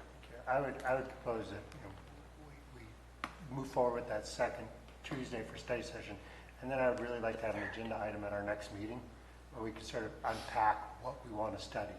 Because it's going to be, we want to make sure they're effectively used and meet the priorities of the board as a whole. So just to clarify, do you mean when you say the second Tuesday, do you mean the second Tuesday of the month or the third Tuesday of the month, which would be the second time you meet? There is a difference. The third Tuesday. Okay, as thanks. you have it set up. Thank you. Supervisor Stopper, you have further questions? No, I'm good with that. I would make a motion, unless somebody else has something to say. We're talking, just to be clear here, since we had all this conversation, we're talking about the 15th of January, correct? 15th. We're going to look at adopting this calendar as it is, with the exception of February and moving the highlighted down. And the conversation was going towards the 15th of January, which is next Tuesday, and whether we're going to meet on that day as a special meeting, correct? Correct. Okay. I just wanted to be clear, so everybody's clear and everybody out there is clear what we're discussing here. So if that's the case, then unless there's other discussion, I see Supervisor Callaway's lights on. And we have to open it up for public comment, so why don't we open that up before we make a motion on moving forward? Okay, but just to clarify, you're correct. We're looking at the 15th, and my suggestion is that we discuss this in depth on the 5th, the special meeting. Public comment.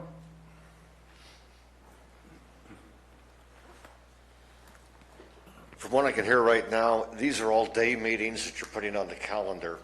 Is there any, has any thought been given to the night meetings that we've talked about in the past, and when they might be periodically scheduled, and how they might rotate through the county so that night meetings could be held in different districts so that residents of that district can attend that night meeting? So especially if there's something that pertains to that district. So if you had a District 2 item at a night meeting, you wouldn't want to have that in Copperopolis, for instance. You'd try to get the issues and the people at a special meeting put together at the same time. And I don't know if that's something you want to adopt now, or the concept of it, or do we just have to wait and see how it plays out and say, well, maybe we need a night meeting for it, and let the board decide that? Thank you.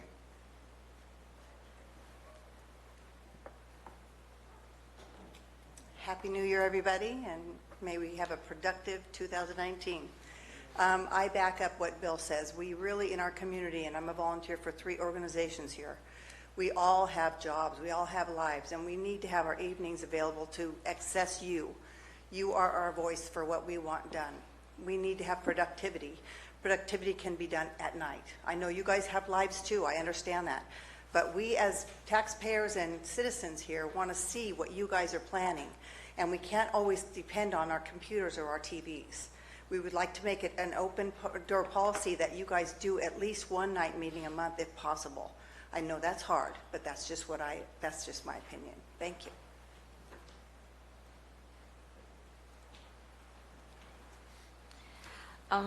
Back when you all decided to go from 4 meetings a month to 2 meetings a month, I thought it would be a real good idea to fill in one of those empty times when you would have met otherwise with town hall meetings. where alternating supervisors would be available at the same times you had regular meetings to broach subjects, receive comments, and open discussion.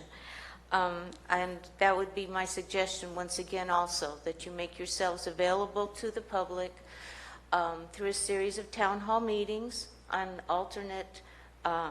with alternate supervisors on the times when you would otherwise be having regular supervisor meetings. That way, people can have a schedule and have a pattern where they know what to expect. Thank you.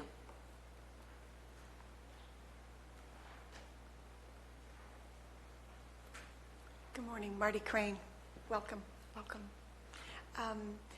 I seem to recall some time ago when we first started having the night meetings, it was lots and lots of discussion in this very room, packed house. Everybody was very passionate about it. And the solution was that there's only 5 Tuesdays, there are only 4 times when a 5th Tuesday happens in the year. And that was when we decided to do it. And they worked beautifully at first when we scheduled things on there that pertained to the students, because we had a lot of students coming, but as soon as we didn't take them into consideration, there was nothing interesting. So I think it behooves the board to say, hey, we want those young people to come here. We talk about it all the time. Where are they? Where are they? Well, you got to talk about things that interest them. And so it worked well while we were doing that, and then all of a sudden we weren't, and we didn't reach out to them. You can't just expect that they'll show up. You got to reach out to the schools and let them know what's on the agenda and say, come on down, we want to hear you. Anyway, so it was because there are only 4 times in a year when there's a 5th Tuesday, and it didn't interrupt with anybody else's meetings because nobody schedules anything on the 5th Tuesday. So, thank you.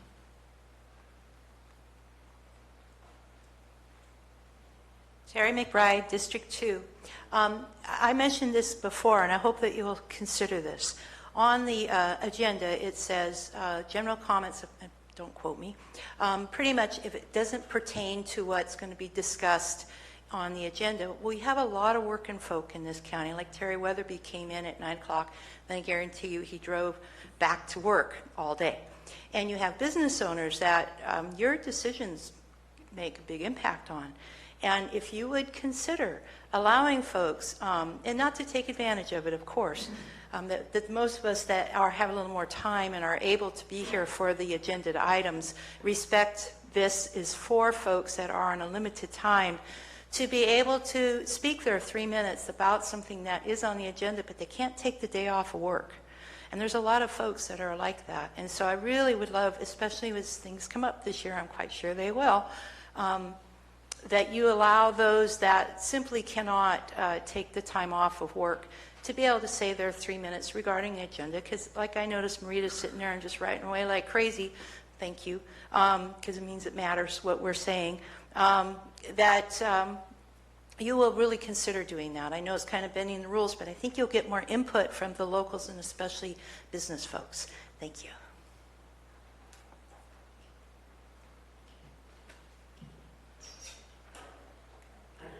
Alice Gallant, Taxpayer Association. I think what you're doing makes sense with the schedule you put together.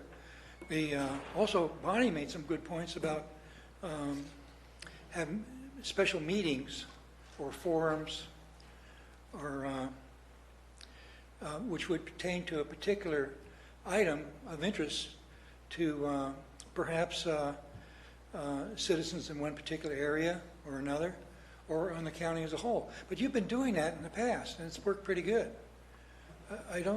And also, we, thanks to Susan, we have TV coverage of these meetings. So if someone was interested in learning what goes on here, they would merely go to Channel 9 and find out. And if you have scheduled board meetings, you have to also have staff. What's the use of having a board meeting if you have no staff? And so you have to plan on them being here, which means they'll have to be paid overtime or whatever.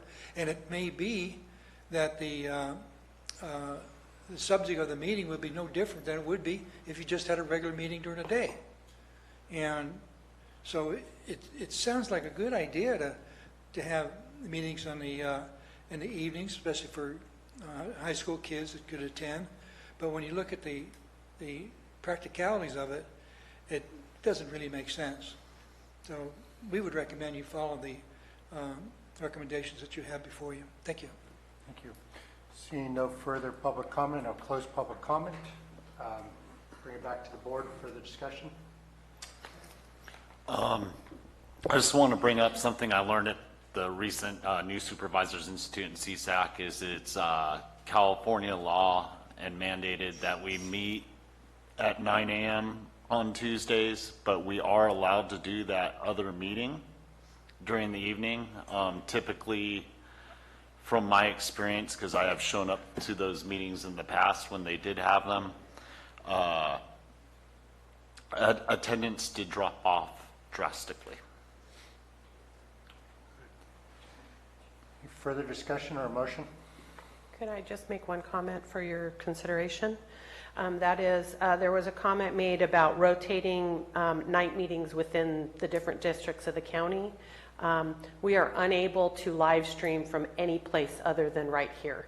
So if we were going to do any kind of live streaming, we would be limited to this location. That doesn't mean that a video could not be uploaded after the fact to the website, but it's just something for you to keep in mind when you're thinking about that. Chair, I would move then that making the changes in February to correct would be the only changes that we would make, and to adopt the schedule as shown. Motion by Supervisor Mills. Is there a second? Does that include the 15th? No. Yes. Okay, I just want to clarify what his motion is. I will second. We have a motion and a second. Is there any further discussion? All in favor? Aye. Opposed? Passes 5-0. All right. Madam Clerk, can we keep going or we do a break? All right, let's keep going. Is from the Clerk of the Board of Supervisors to assign members of the Board of Supervisors to various committees for calendar year 2019. So this item is where you decide who of yourselves are representatives on what groups, JPAs, committees and commissions, and other organizations of which we have a Board of Supervisor representative to that membership. So if you'd like, we can just start at the top with the Area 12 Agency on Aging and go from there. Madam Clerk, if I might, with the board, when we go through these, if people have a preference, let's just everybody put their chips out there. If there's some sort of a conflict and two people want the same job, we can probably circle back on that or figure it out. We'll just have a discussion as we move through it. By my math, each of us are allotted about just over 5 of these, so we'll try to distribute the workload as best we can amongst our teams. Supervisor Toffenau? Yeah, I would like to remain on the committees that I'm working on now. Okay.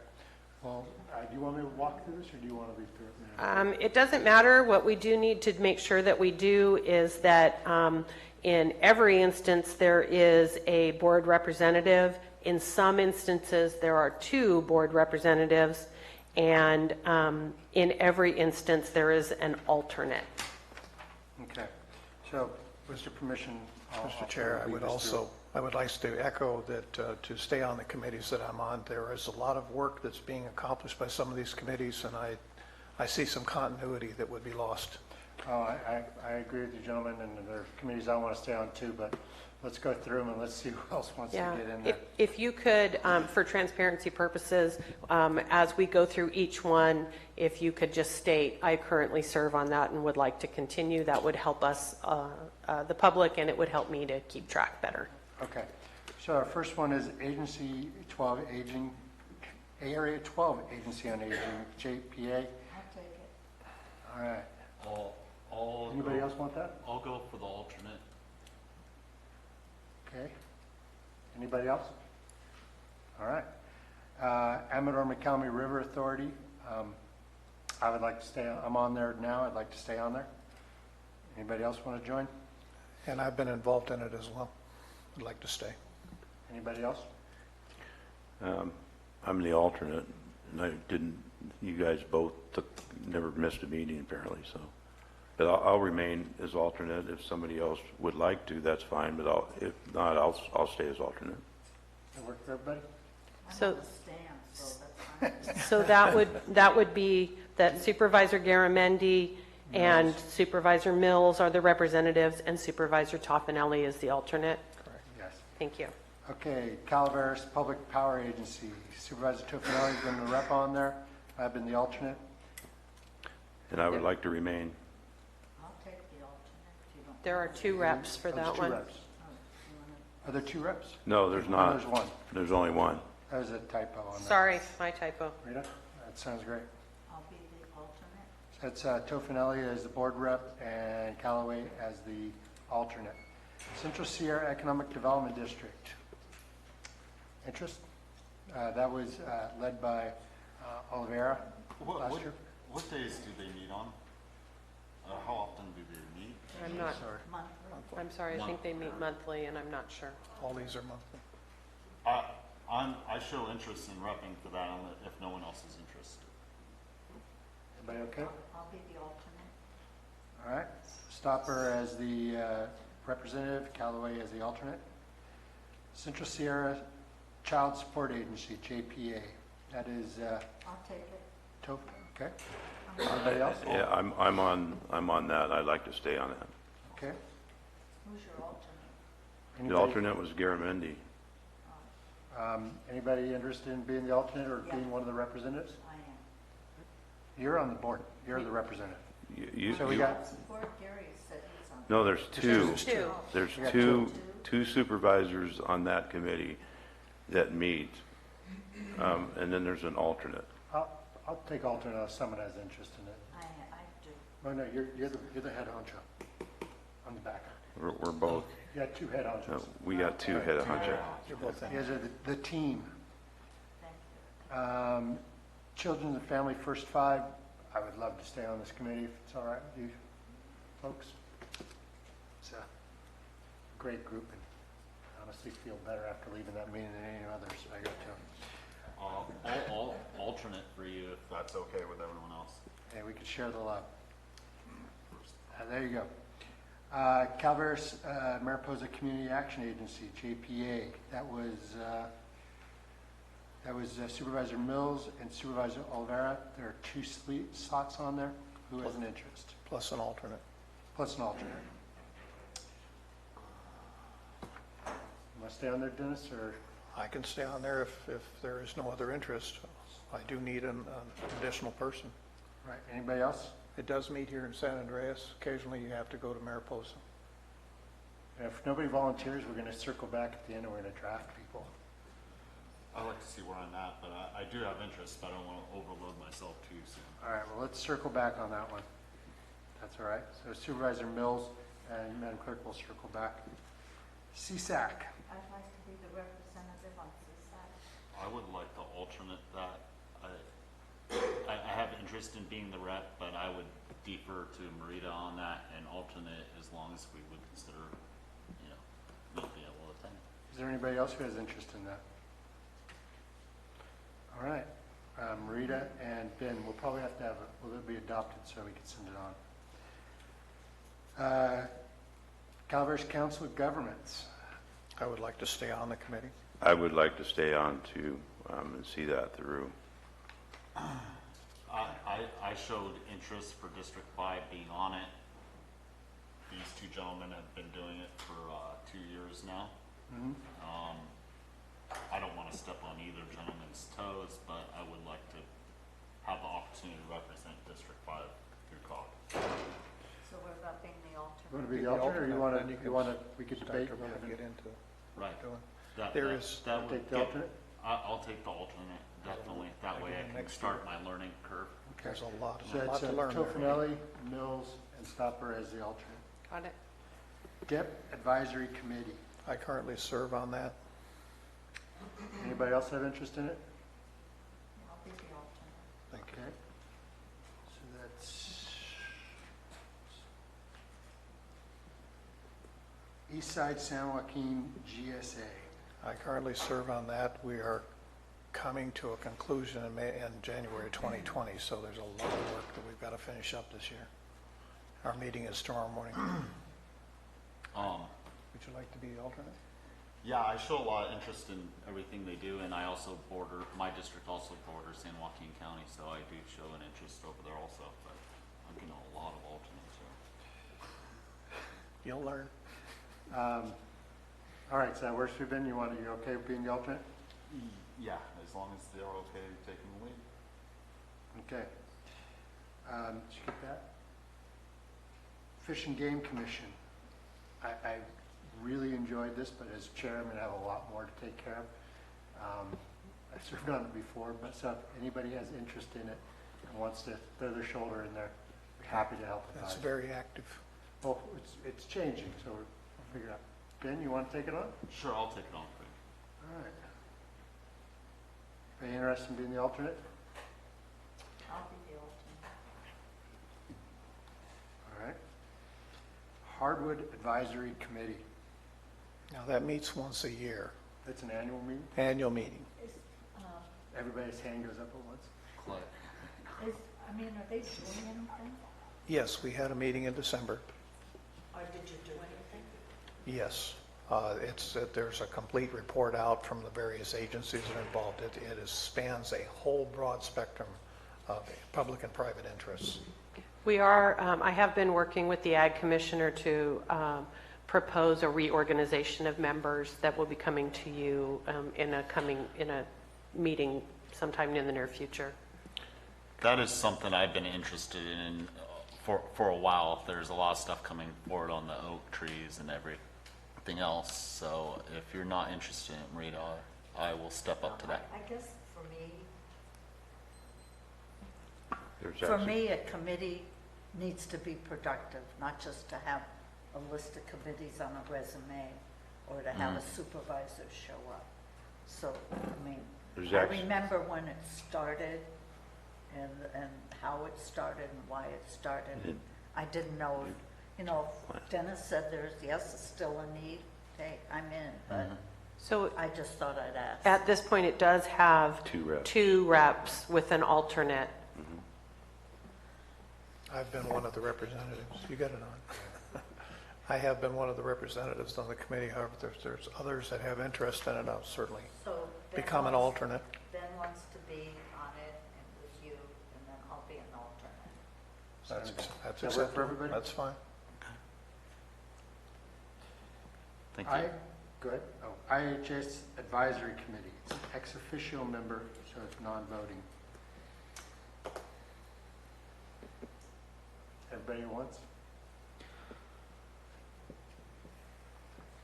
All right. We're going to put an asterisk and we're going to circle back on that one. Is that all right with everybody?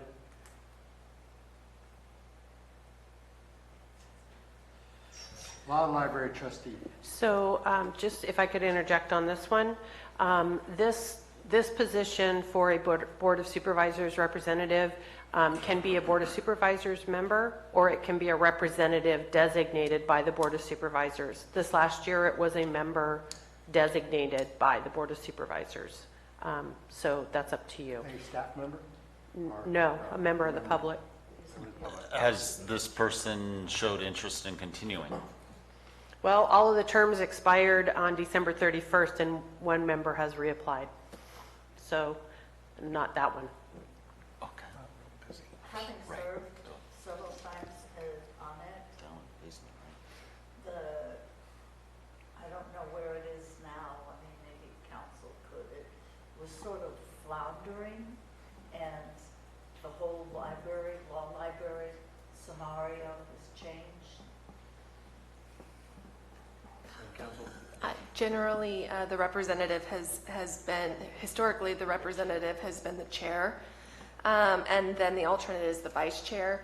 but that is my recollection. I have not looked at this committee in a very long time, that can be delegated away from those positions, but that is something that we can certainly look into and report back. Could it be done by staff?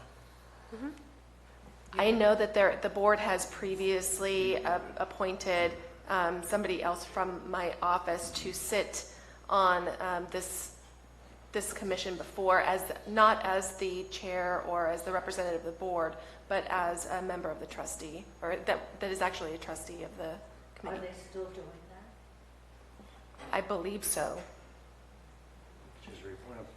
Yeah, actually, it was Sarah. So, we can appoint Sarah to continue to be our representative on that board? No, that's not what the case is. Okay, so it's the chair and vice chair traditionally been there, so we can move on. That's that one, right? All right. So is that what you would like to do for 2019? Yes. Okay, thank you. Unless somebody wants it, in which case I'm happy to delegate it. Mr. Stopper, you got a smile over there. It's, today with the internet and everything the way it is, it's there. It doesn't get used a lot. I mean, I'll take it. I have no problem with that. I'll do it if you're willing to defer to me. I am willing to defer to you. All right, I'll take it. I'll be the alternate. The law library trustee. Okay, local area formation, LAFCO. And I would like to stay on this. Supervisor Oliveira was on it before. There is 2 board members for this committee. I'd like to go back on LAFCO. Anybody else have an interest? I was the alternate last year. I'll stay on as the alternate. Do you want to stay on that? Do you want No, I was the alternate last year. I will continue to work as the alternate to cover for you.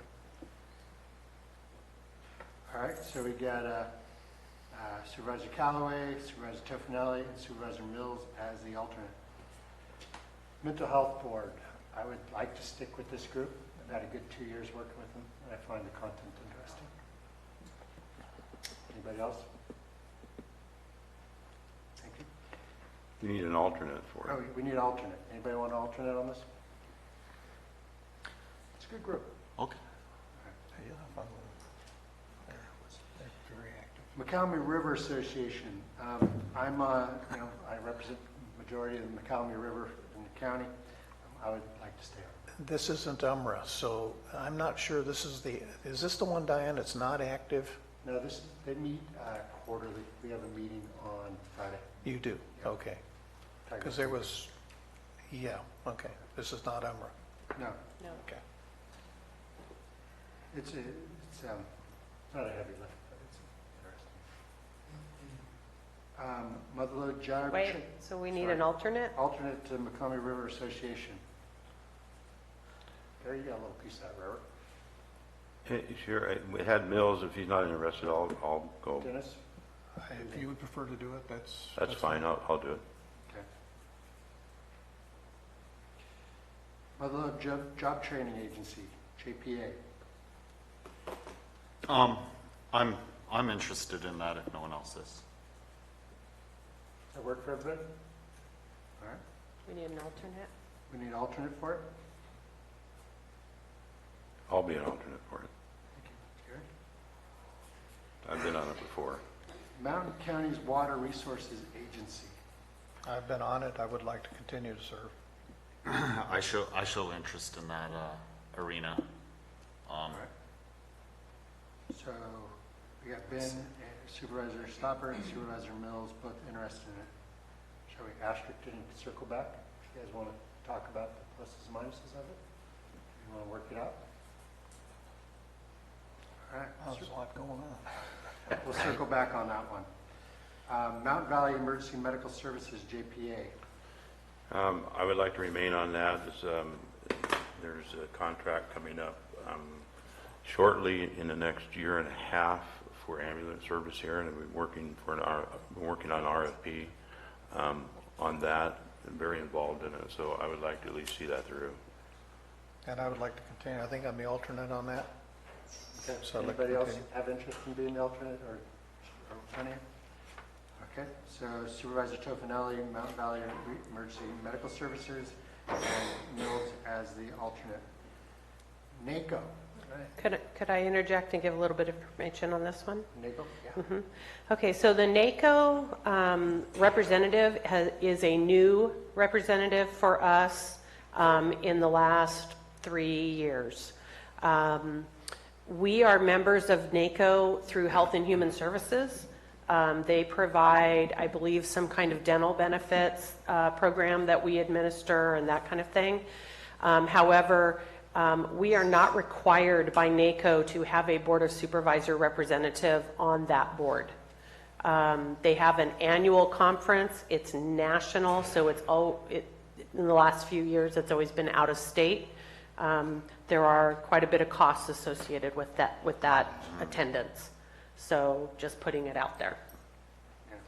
I think it's important to note that, we didn't have the budget for CSAC this year, so none of us went down. And this does have a cost. So does anybody have any interest, or you guys want to have a discussion about whether we even want to appoint someone to this? The point is if we do appoint somebody and they go, it could be quite an expense just for that single trip. Right, we could probably cover everybody going to CSAC for the cost of that trip. And literally, it takes away a week, so that person would not be available during that week. So, what do you guys think? Do we want to leave it vacant, or do we want to fill it? Does anybody have a real burning interest in it? Yes, but leave it vacant. I'd be in favor of leaving it vacant for right now. I concur. I agree. Would you like me to leave it on the list so that it can be reconsidered at another date, and we'll just mark it as vacant? I would just leave it on the list and mark it vacant. Thank You never you. know what could come up with that, so. Okay. An issue. Keeps us options. Okay, the next 1, 2, 3, 4 regional council, RCRC, Local Government Finance Authority, Environmental Services, Rural Home Mortgage Finance Authority. Those are all RCRC organization groups, so they all happen in the same meeting. I really enjoyed serving on that. I'm moving into hopefully, I'll be chairing the Resources and Water Committee this year. So I'd really like to stick with it. I think we're making progress. Unless anybody. Well, I heard you did a good job. So. Who was the alternate last year? I'm the alternate. Gary's the alternate. You So want to stay? I'm fine with staying. All right, so. Now, that doesn't preclude all of the supervisors from going to the... No, you guys are welcome. The big sometimes shindig. sends out 3 or 4. Yeah, they do. Exactly. I don't know whether they've got other business going on that day. Alpine has a couple once in a while too. So, okay, so RCRC, those 4 committees, Madam Clerk, I'll take. Solid Waste Task Force. I would show interest in being primary on that, if you're okay with that, Dennis. As long as I'm the alternate, it is, Rock Creek is in my district, so. Okay, so if you're okay with that? It's right there And on the Red line, Hills huh? on my district. Yes, Rock Creek is in my district. Okay, so Stopper will be the primary, Mills will be the alternate for solid waste. Treasurer's Oversight Committee. I was the representative. You want to stay? Okay, I'll be his alternate. Meets once a quarter. Anybody else have interest? No? Okay, so Mills as the primary and Callaway as the alternate. Tree Mortality Task Force, Governor and local. Does this still exist? I think that it was winding down. It's kind of morphed into something different. Supervisor Oliveira had a passion for that and was our representative, and we decided that the chair would be the alternate. However, I think it is something different now. I don't think that it is the same entity that it was this time last year. Because I know it changed the governor's office. So. Yes. Yeah, I think, Chair, we leave this vacant. We may have to redefine it Yeah. at some point in the future.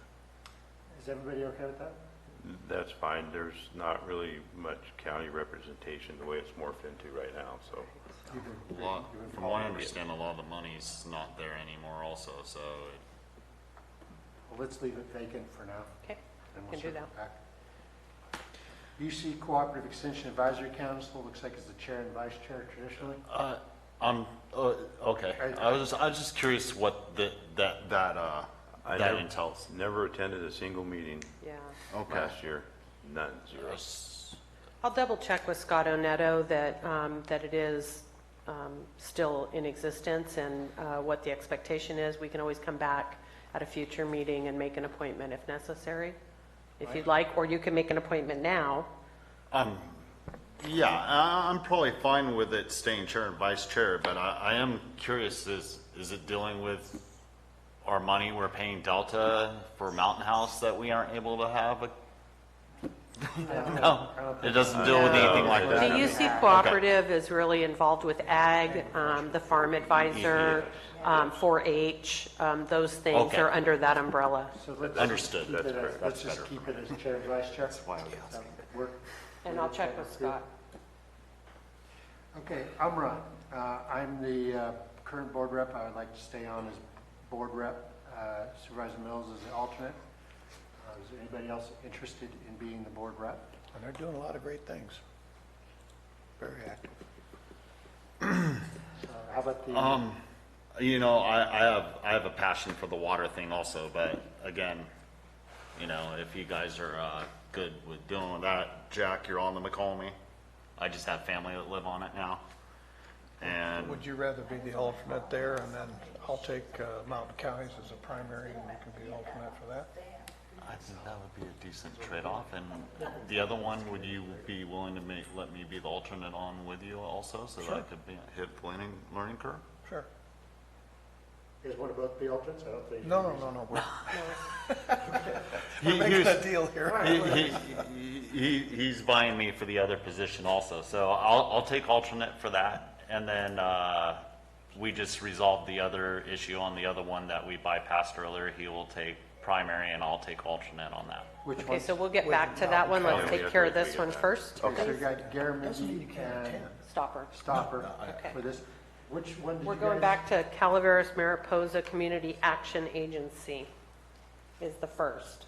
I'm the only one I think that's on it right now. Yes. we're looking for We one need a more second body. representative and an alternate. Need two more.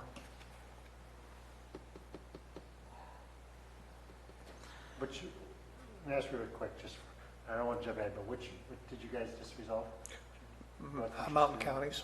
Okay, I'll be the primary, and Mr. Stopper will be the alternate. okay, thanks. So we're back to CMCAA. CMCA, we need one more, we need a volunteer. We need a rep and an alternate, please. We've got CMCA was a. It has 2 reps and right. 1 alternate. Yeah, and I'll stay as alternate. How often do they meet, Dennis? Once a quarter Once a quarter? And in San Andreas. okay, and I'm also I'll sit on that with you. There you go. So you'll be the CMCA. second rep? Yes. Okay. So Mills is the primary, Stopper is the secondary, Tofinelli is the alternate. Okay. So jumping ahead, just to solidify, Mountain County's water resource, Supervisor Mills is going to be the representative, and Supervisor Stopper is going to be the alternate for that one as well. I'm fine with that. Okay. So what we have left is the IHSS Advisory Committee. It's an ex officio member. We need 1 board member and 1 alternate. I'll stay as the alternate.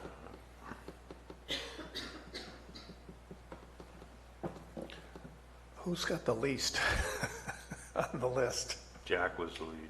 I don't think I got this, I gotta go back, I've gotta count them up. I guess we could add, but, you know, I just served on that last year.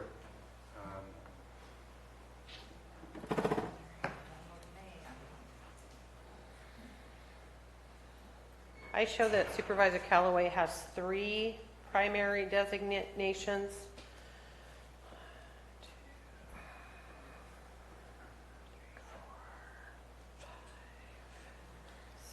That Supervisor Garamendi has 7.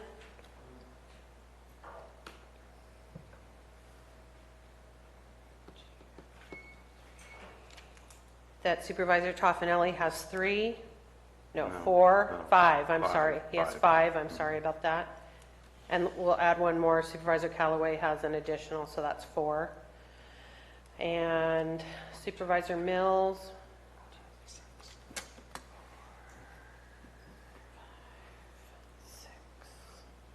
Supervisor Mills has 7.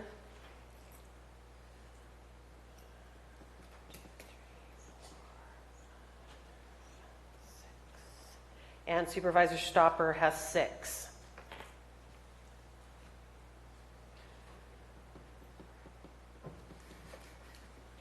What do you think, Rita? I'm not interested. All right. I mean, likely. Gary, would you be willing, But you've been alternate, would you be willing to? I'll be your alternate, Tuffanelli. Or Supervisor Stopper? Wait a minute, I can, if she'll be my alternate, then I can delegate, so. So I'm good for that, yes, okay. He just won't be there. I like it, yes, okay, fine. Thank you very much, Supervisor. So we have Supervisor Tofinelli as the primary and Supervisor Callaway as the alternate. Okay, it looks like that fills all of the vacancies. So I think for clarity, it would probably just be good to have a motion and a second and a vote for what you have decided. So moved, Mr. Chair. Oh, wait, And we have public public comment. comment. We have to have public Is there comment. any public comment, if anybody was able to follow what just happened?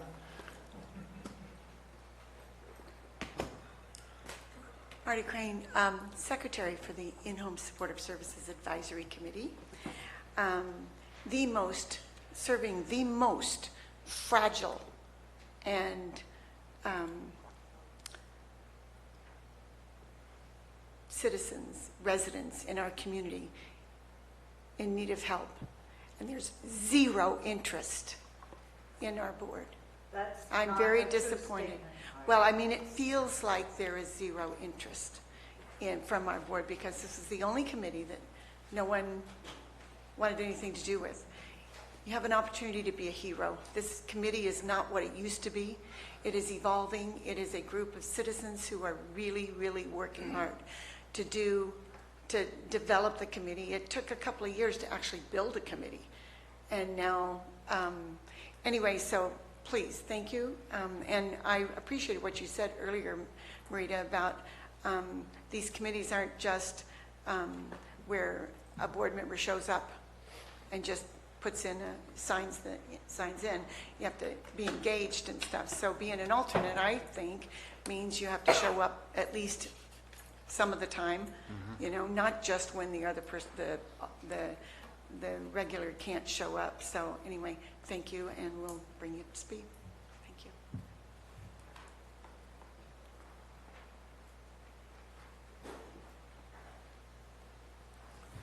I'm Will Moore, and I'll volunteer to be a civilian member of the Hardwood Advisory Committee, but I think I need an appointment or a nomination from the board or a member of the board. You would need to fill out an application, and then it would come to the board for consideration. Okay. You can get that in my office. Is there any further public comment? Seeing none, bring it back to the board. Supervisor Tofinelli. I will move this item, Mr. Chair. I'll second it. Motion made by Supervisor Tofinelli, second by Supervisor Mills. All in favor? Aye. Opposed? Passes 5-0. Number 20. Item 20 is from the Clerk of the Board of Supervisors, appointment of applicants to serve on various committees, commissions, advisory boards, and county service areas. What you have before you is the first round of appointments or applications for consideration.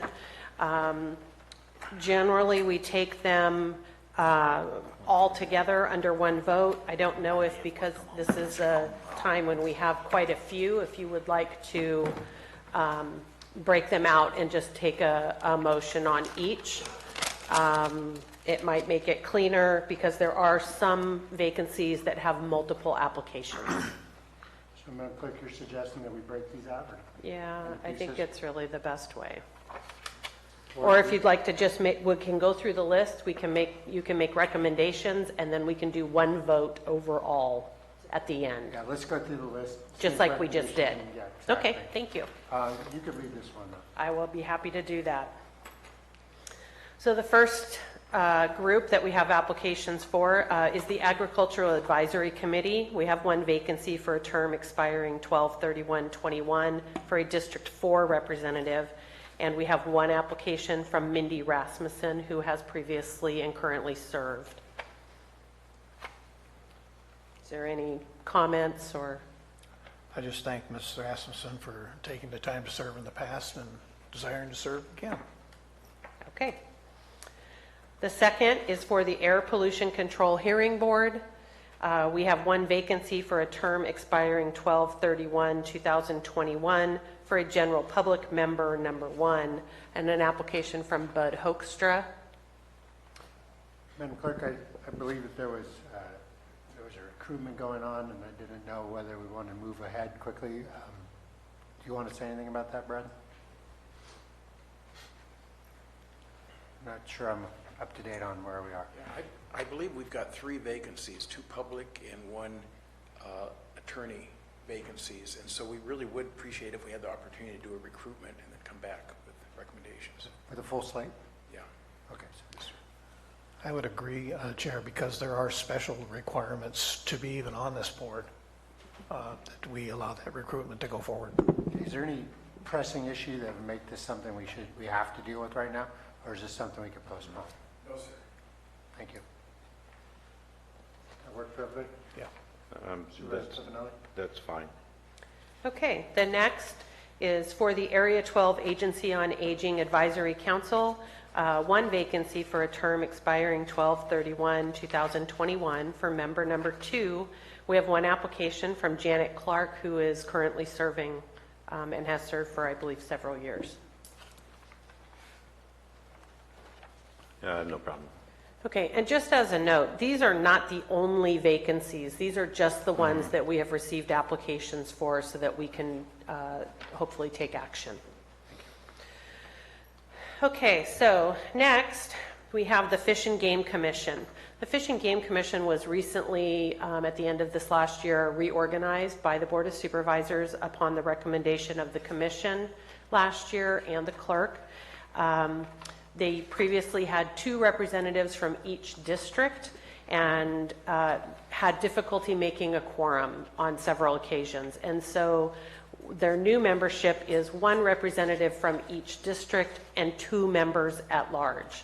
So I'll read the vacancies and the application names. So the first is 1 vacancy for a term expiring 12/31/2019 for District 3. We have an application from Stephen Kaisers, and we have an application from Ronald Severud, who has currently served for the last few years as a District 3 representative. We have 1 vacancy for a term expiring 12/31/2020 for a District 4 representative. We have 1 application from Elaine St. John, who has served for the last couple of years on the commission. We have 1 vacancy for a term expiring 12/31/19 for a District 5 representative. We have an application from Albert Alt, who has served for the last year, maybe 2, and an application from Clarissa Powell. We have a vacancy for a term expiring 12/31/2020 for a member at large 1, and 1 vacancy for a term expiring 12/31/2020 for a member at large 2. So the board could, if they decided, where they have a choice in District 3 and in District 5, could possibly consider whoever is not appointed in those districts could very well be appointed as a member at large. So those are the options, or you can make no appointment. It's up to you. So by appointing Kaiser and Powell, Madam Clerk, we fill the 2, who are not incumbents, that would fill those 2 member at large positions. You could very well do that, yes. I support that. I could also then be all right with Albert Alt and Clarissa Powell in the same instance. So I would not support that for District 1. I have somebody that should have had we don't have anybody for District 1. Nobody's submitted but an I thought you application. were going to refill. Oh, No, we're going to fill. But the alternates is what you were talking about. No, These are- No, You're, these are- you're giving your, who you want for your district. Yeah, no, this Yeah. isn't filling District 2 spot. Okay. No, this is just making an appointment possibly making an appointment for District 3, District 4, District 5, and then possibly the member-at-large positions, of which there are 2. Okay. There are still openings for District 1 and Yes, there District is. 2. I'm aware of that, but it should be filled here shortly, so. Okay. So am I understanding then that what you're proposing is that in District 3, Ronald Severud be appointed as the District 3 representative, and in District 5, Albert Alt be appointed as the representative, and Stephen Kaisers and Clarissa Powell would then be appointed as members at large? Is that what I'm understanding? Supervisor Mills, you had Ms. St. John? Okay, so it should be included in there too. That's fine. Okay. Thank you. So, since a consensus, is there any public comment on? We're not done. Sorry. Oh, no, we have more. We have a couple pages We more. have a lot.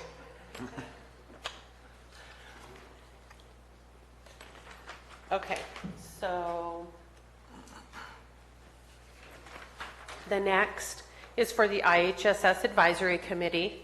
We have one vacancy for a term expiring 12/31/2020 for a general public representative 4. Catherine Gonzalez is the current representative for that position. And we have one vacancy for a term ending 12/31/2020 for a past and present consumer.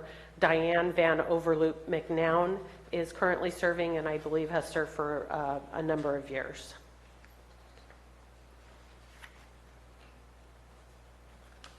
Everybody okay with those appointments? Yes. All right. Okay. Next is the Library Commission. We have one vacancy for a term expiring 12/31/2020 for member 3. This is not a district specific, it's just the members are numbered. Connie Bowser is currently serving. We have one vacancy for a term expiring 12/31/2022 for member 4. We have an application from Linda Oliveira. We have one vacancy for a term expiring 12/31/2022 for member 5.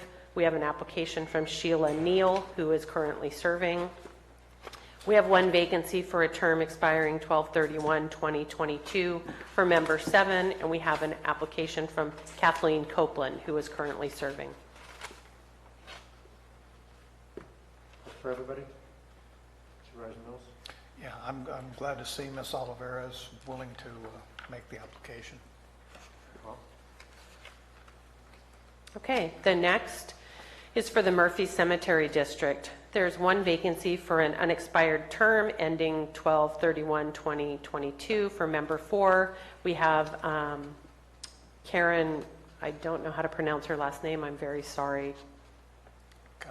Kaua, who is currently serving, and we have another vacancy expiring 12/31/2022 for member 5, and that is from Christy Darby, who is currently serving as well.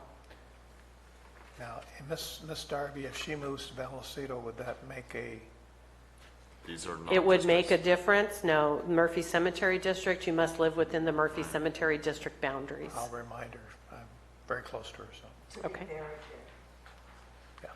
To be on their board, you have to also live within their district. Just as long as she's aware of it. Okay. So yes, Everybody She's okay with building a that? new house in Fine with it. Vallecito. Dennis, you good with that? I'm fine with it, yes. okay. Very good. The next is for the Parks and Recreation Commission. We have one vacancy for a term expiring 12/31/2019 for a District 5 representative, and we have an application from Clarissa Powell. I would suggest she take it, yes. That's fine. I talked to her. Okay.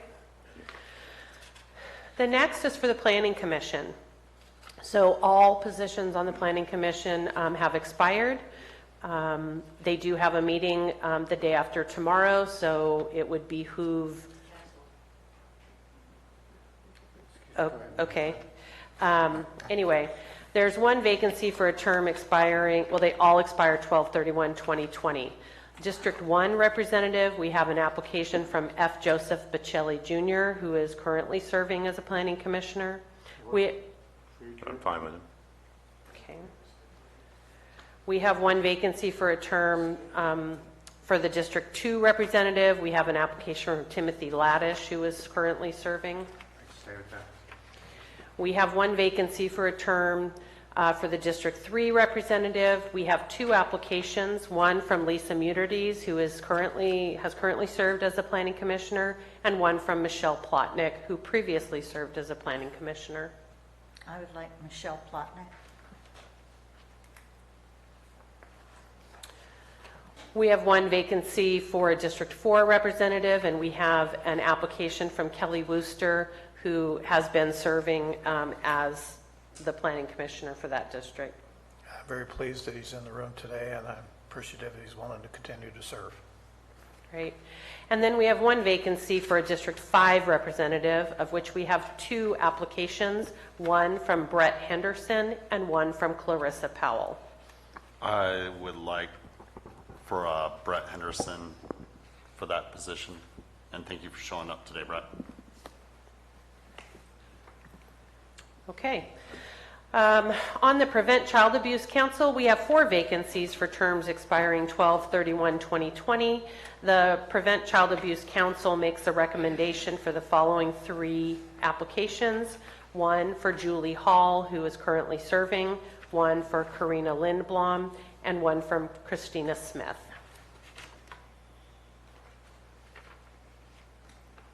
Anybody have any objections? No.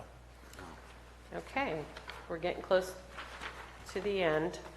Public Educational and Governmental, or PEG, Television Commission.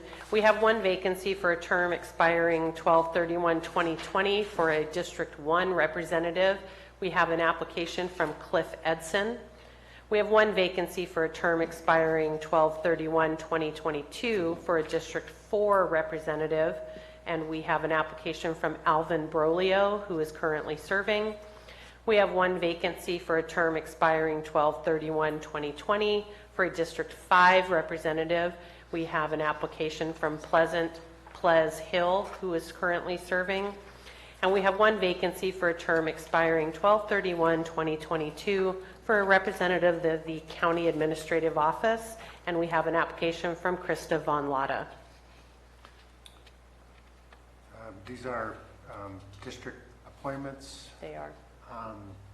I would like to pull the District 1 application pending a conversation with him. Okay. And I'm fine. Oh, go ahead. well, in District 4, Mr. Brolio took over for a member that passed away, you recall, and it continues their history and their legacy. So I'm fully supporting Mr. Brolio here. Supervisor Stopper? I am good with Ples Hill.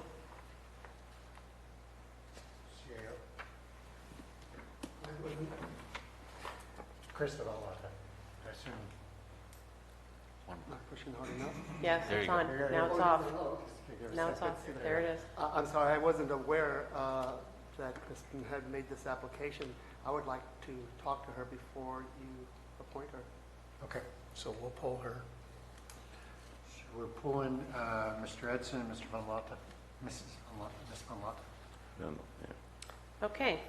So we're going ahead with the appointment for District 4 and District 5, and District 1 and the CAO office, those applications were pulled. Okay, so the last one we have for today is an appointment to the West Point Cemetery District for one vacancy for a term expiring 12/31/2021 for member number 2. It's in District 2, and that's an application from Julio Guerrera. Absolutely. In fact, if anybody's listening, we need more members on that board, as well as Railroad Flat Cemetery District. Get involved. It's lots of fun. That's all I have. So if you like, take public comment. Public comment? George?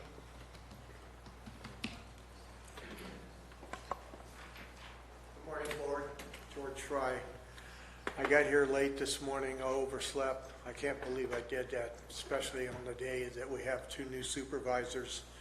And I would like to thank both of them for running and being elected.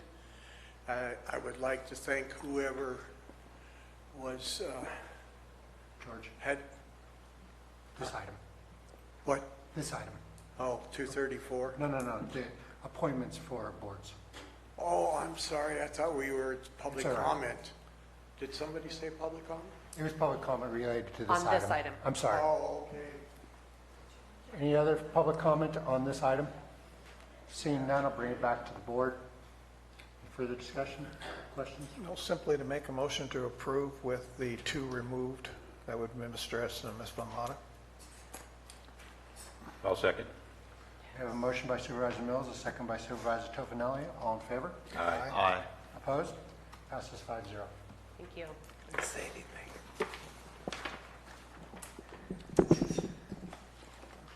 Okay, item 21 is from the Administrative Office to adopt a resolution continuing emergency contracting procedures pursuant to Public Contract Code, Chapter 2.5, Section 22050, for emergency repair work necessary to skylight structures on the roofs of Building A, D, and E of the county government campus. Good morning, Mr. Chair, members of the board, Bonnie Rich Administration. If I can have just a minute to seek some clarification from the board clerk on this agenda item, and I'll give you.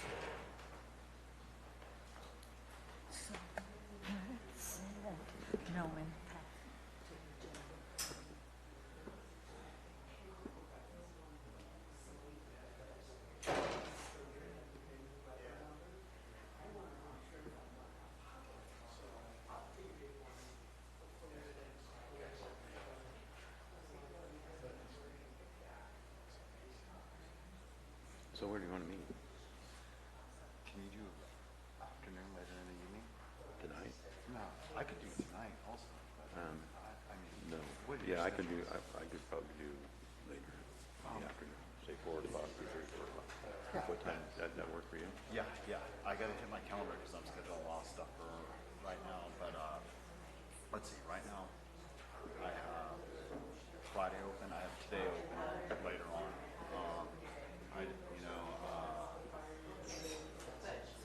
I haven't filled my calendar in, so I could probably do Friday.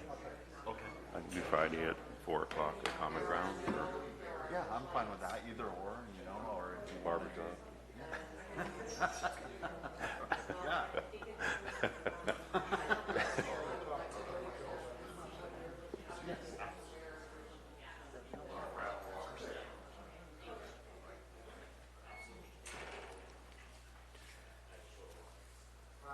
Okay. Thank you for giving me a moment to seek clarification with the board clerk. Quick update for the two new board members. Back in the fall, early November, Administration Facilities Division came to the board asking the board to adopt a resolution declaring a state of emergency for some roofing repairs to buildings A, D, and E. Those are our main campus buildings. We had many years ago, more than 20 years ago, I don't know the exact year, we had leakage with the skylights that are in these facilities. We used back then inmate resources to build what we called dog houses over these skylight areas. Over the years, they were intended to be temporary. They ended up being 20 plus years temporary. And so not knowing what Old Man Winter might bring us this year, we did not want to face another year of inclement weather that would further deteriorate the already rotting structures that were protecting our skylights. So the board approved that, and then pursuant to Public Contract Code, what happens is as a result of dispensing with competitive bidding under Public Contract Code, we are required to have this matter on the agenda to give the board an update of where we are at with the project.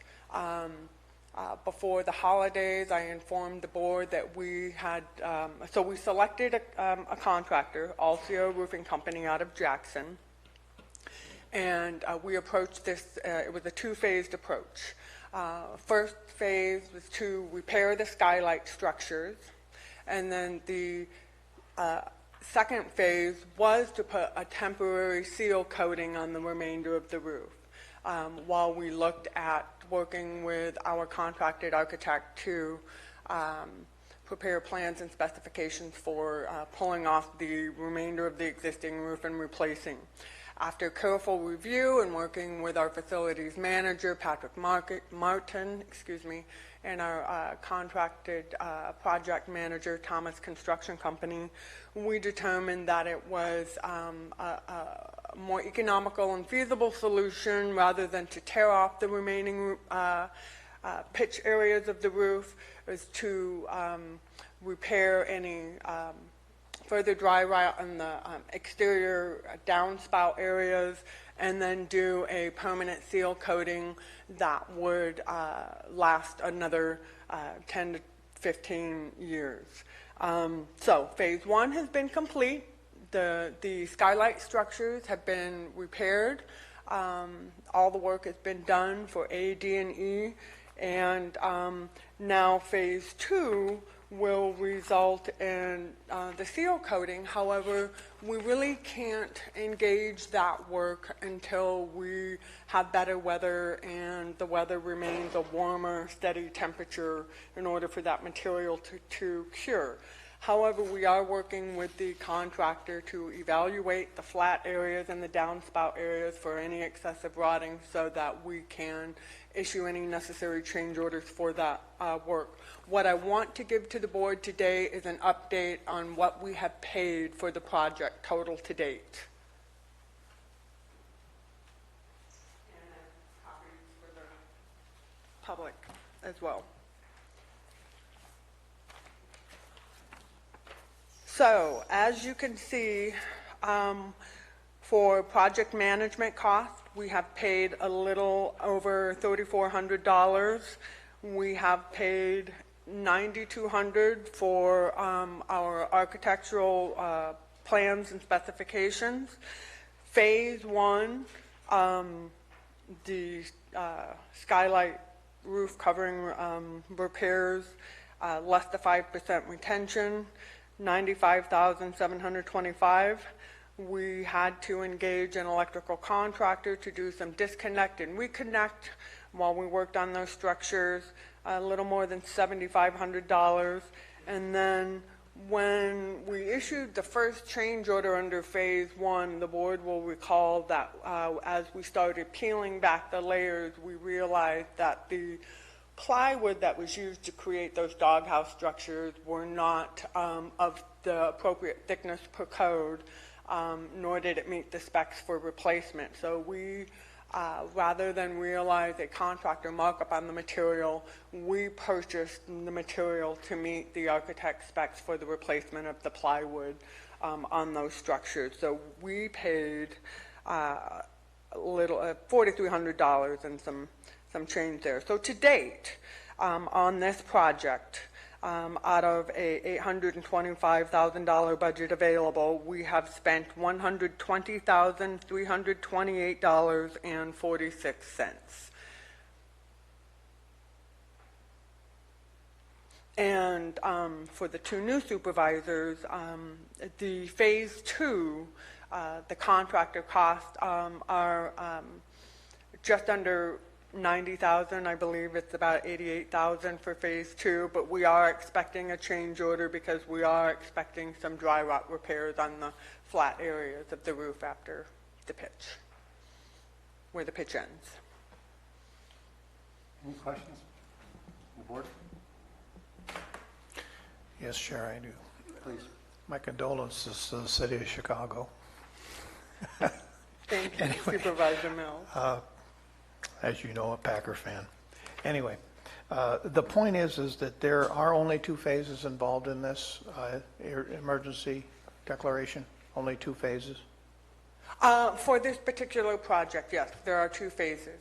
So likely after this meeting, what I would like to do is work with the CAO and council and the board clerk to actually, we have to, under public contract code, keep this on the agenda item. But I'd like to move it to consent, and then as updates are available, pull it for discussion. Because there's going to be several weeks where I'm not going to have an update for you. We had attempted to get All Sierra Roofing out here this week to start the evaluation and assessment, but with the inclement weather, that has not happened yet. Patrick is working to schedule that later this week or the first part of next week. So it is possible at the next meeting I will have an update on that piece. But I'm not anticipating a lot of updates until we get to the warmer weather where we can do the actual final seal coating.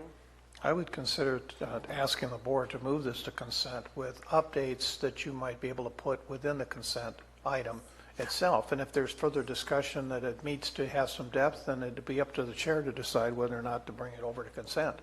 If council concurs, that would be a fantastic idea. I think the only...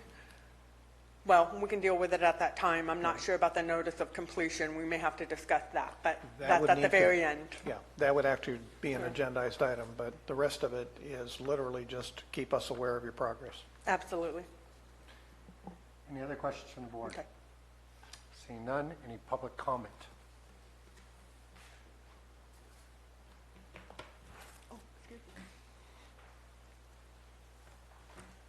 This is related to the agendized item. The skylight's right here. Just to plant a seed, you know, there's new technology Calaveras doesn't always catch up with, and I think this room is probably a microcosm of one of them, and that's LED technology. I don't know what your contracts are for your electrical services. I don't know if it would make any sense, but maybe some of this money from the PG&E settlement could be earmarked for LED replacement. I don't know if there's one in here. And it's substantial savings to the county over the long run. It would be a substantial initial investment, but I think you'd get it back pretty quick. So, like I said, just planting a seed. Skylights, lights, let's go to LED. You know, makes a difference. Any other public comment on this item?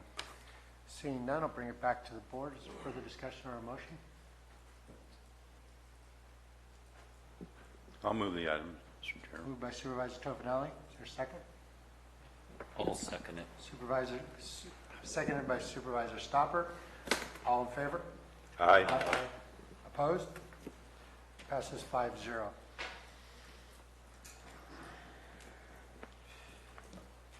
Supervisor announcements.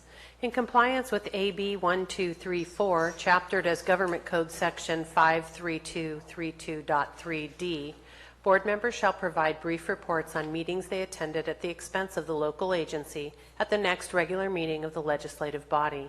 This report is required to include meetings attended for which there has been expense reimbursement, such as mileage, meals, lodging, etc., but may also, at the board member's discretion, include any other meeting attended by the supervisor on behalf of the county. Supervisor Tofinelli. I have nothing to report, Mr. Chair. Supervisor Stopper. I attended the CSAC New Supervisors Institute in San Diego. It was good to network with other people from counties, see how they do different things. I got a lot of cards from different people, discussed a lot of different issues for the short amount of time I was there. And I was sworn in last Friday. Supervisor Mills. Yes, I was up in Sacramento yesterday for the governor's inauguration and had a perchance meeting with Felicia Marcus with the Water Board, and we had coffee for 45 minutes and a very open and unabashed discussion on all of the moving parts regarding what the Water Board's doing and the goals that they're trying to set and the larger picture. It was probably the most refreshing conversation I've had with a Water Board member since I talked to Paul at Part E. I also had a chance to meet with Rich Gordon with the California Forestry and They're moving forward with the concept of a statewide legislative action regarding forest health and forest management to be carried by a Santa Barbara assemblywoman as a result of the Thomas Fire, which I thought was rather an interesting way to look at this. But forest resiliency does play very well to watershed management, so all of it works together. It's all moving parts.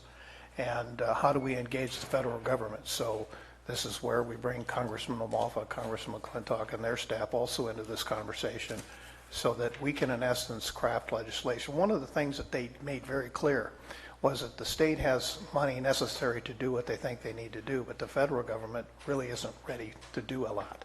And the third part of it is, where is the infrastructure to make it happen? And so are a lot of private firms going to invest the necessary funds to do an infrastructure, necessary support, the amount of fuel that we're talking about removing? And I did relate to the fuel break projects here in this county and the amount of work that's being done here, but not every county's in that same mode. This needs to be a statewide action. It needs to be where all hands on deck regarding fires and fuel management within the entire state, not just what happens in Calaveras or in Paradise. So it's going to be a continuing conversation. I'll be more than happy to speak with any member of the Assembly or the Senate regarding this issue, not so much on behalf of Calaveras County, but behalf of the residents who live in these areas that are fire prone. And as most people know now, fire insurance, wildland fire insurance, is being removed from homeowners insurance policies in Calaveras County. That's creating an additional potential burden that I think that we need to address. So it all works together, and I appreciate Mr. Gordon's time and willing to talk about the issue and how they want to bring it forward on a statewide basis. Supervisor Callaway. I'm the team representative in Ebbets Pass for the homeless survey that will be conducted the 23rd, 24th of this month. It's being orchestrated by the leadership group from the Chamber of Commerce, but it does impact the funding that Calaveras County will receive. So if any of you have an opportunity to be part of a team for the homeless survey, I'd encourage you to maybe take that opportunity. It's a very moving experience to be able to do that. Thank you. What did I forget to mention? Yeah, and there will be a couple of meetings for this, and one will be on the 17th at Town Hall here in San Andreas, and then there's a training class, and then there will be a training class Kathy Galino was talking about for Valley Springs area on the 18th, and that's the two in my district for training classes. So if you're interested in doing this, it also segues, the training also segues you in to be able to be part of the census group that's going to go around taking the census coming next year. So you will have the schooling. It's supposed to be all worked into the same type thing, and you would be able to be eligible for that too if you're interested. So the 17th at Town Hall and the 18th at the Vets Hall in Valley Springs. I believe the time is 6 o'clock when they start for the training course. That's great. 8 a.m. to 10 a.m. Is that what you have, 8 a.m. to 10 a.m.? Yeah, I believe it's, at least at the Vets Hall, I believe it starts at 6, so you could get more people involved later on. 2 to 4? Okay. Yeah, okay. Thank you for clarifying that, because there was some different times, I think, floating around. I realize that, but... So I think if the public has questions, they should contact the Chamber of Commerce? Would that be the... Or Kathy Galino. Kathy Galino in our office. Yeah, this is, I agree with you, this is very important. If we want to solve our problem, we need to start with good data. Supervisor Kelly, anything else? I have nothing to report under AB 1234. So if there's nothing further, I just have one thing. Yes, ma'am. I would just like to remind the supervisors that we still have many, many vacancies for boards, committees, and commissions. I have provided you with the list, which I will update this week and provide a new one. Just to keep in mind that some of these groups, the members are required to file Form 700s. They all are required to comply with the Brown Act. So my office is working on getting a training provided that would be online so that these groups would have the tools that they need to conduct their meetings in compliance with the Brown Act. Madam Council? Mr. CEO? Thank you. Very well. Then since consensus to close this meeting, we stand adjourned.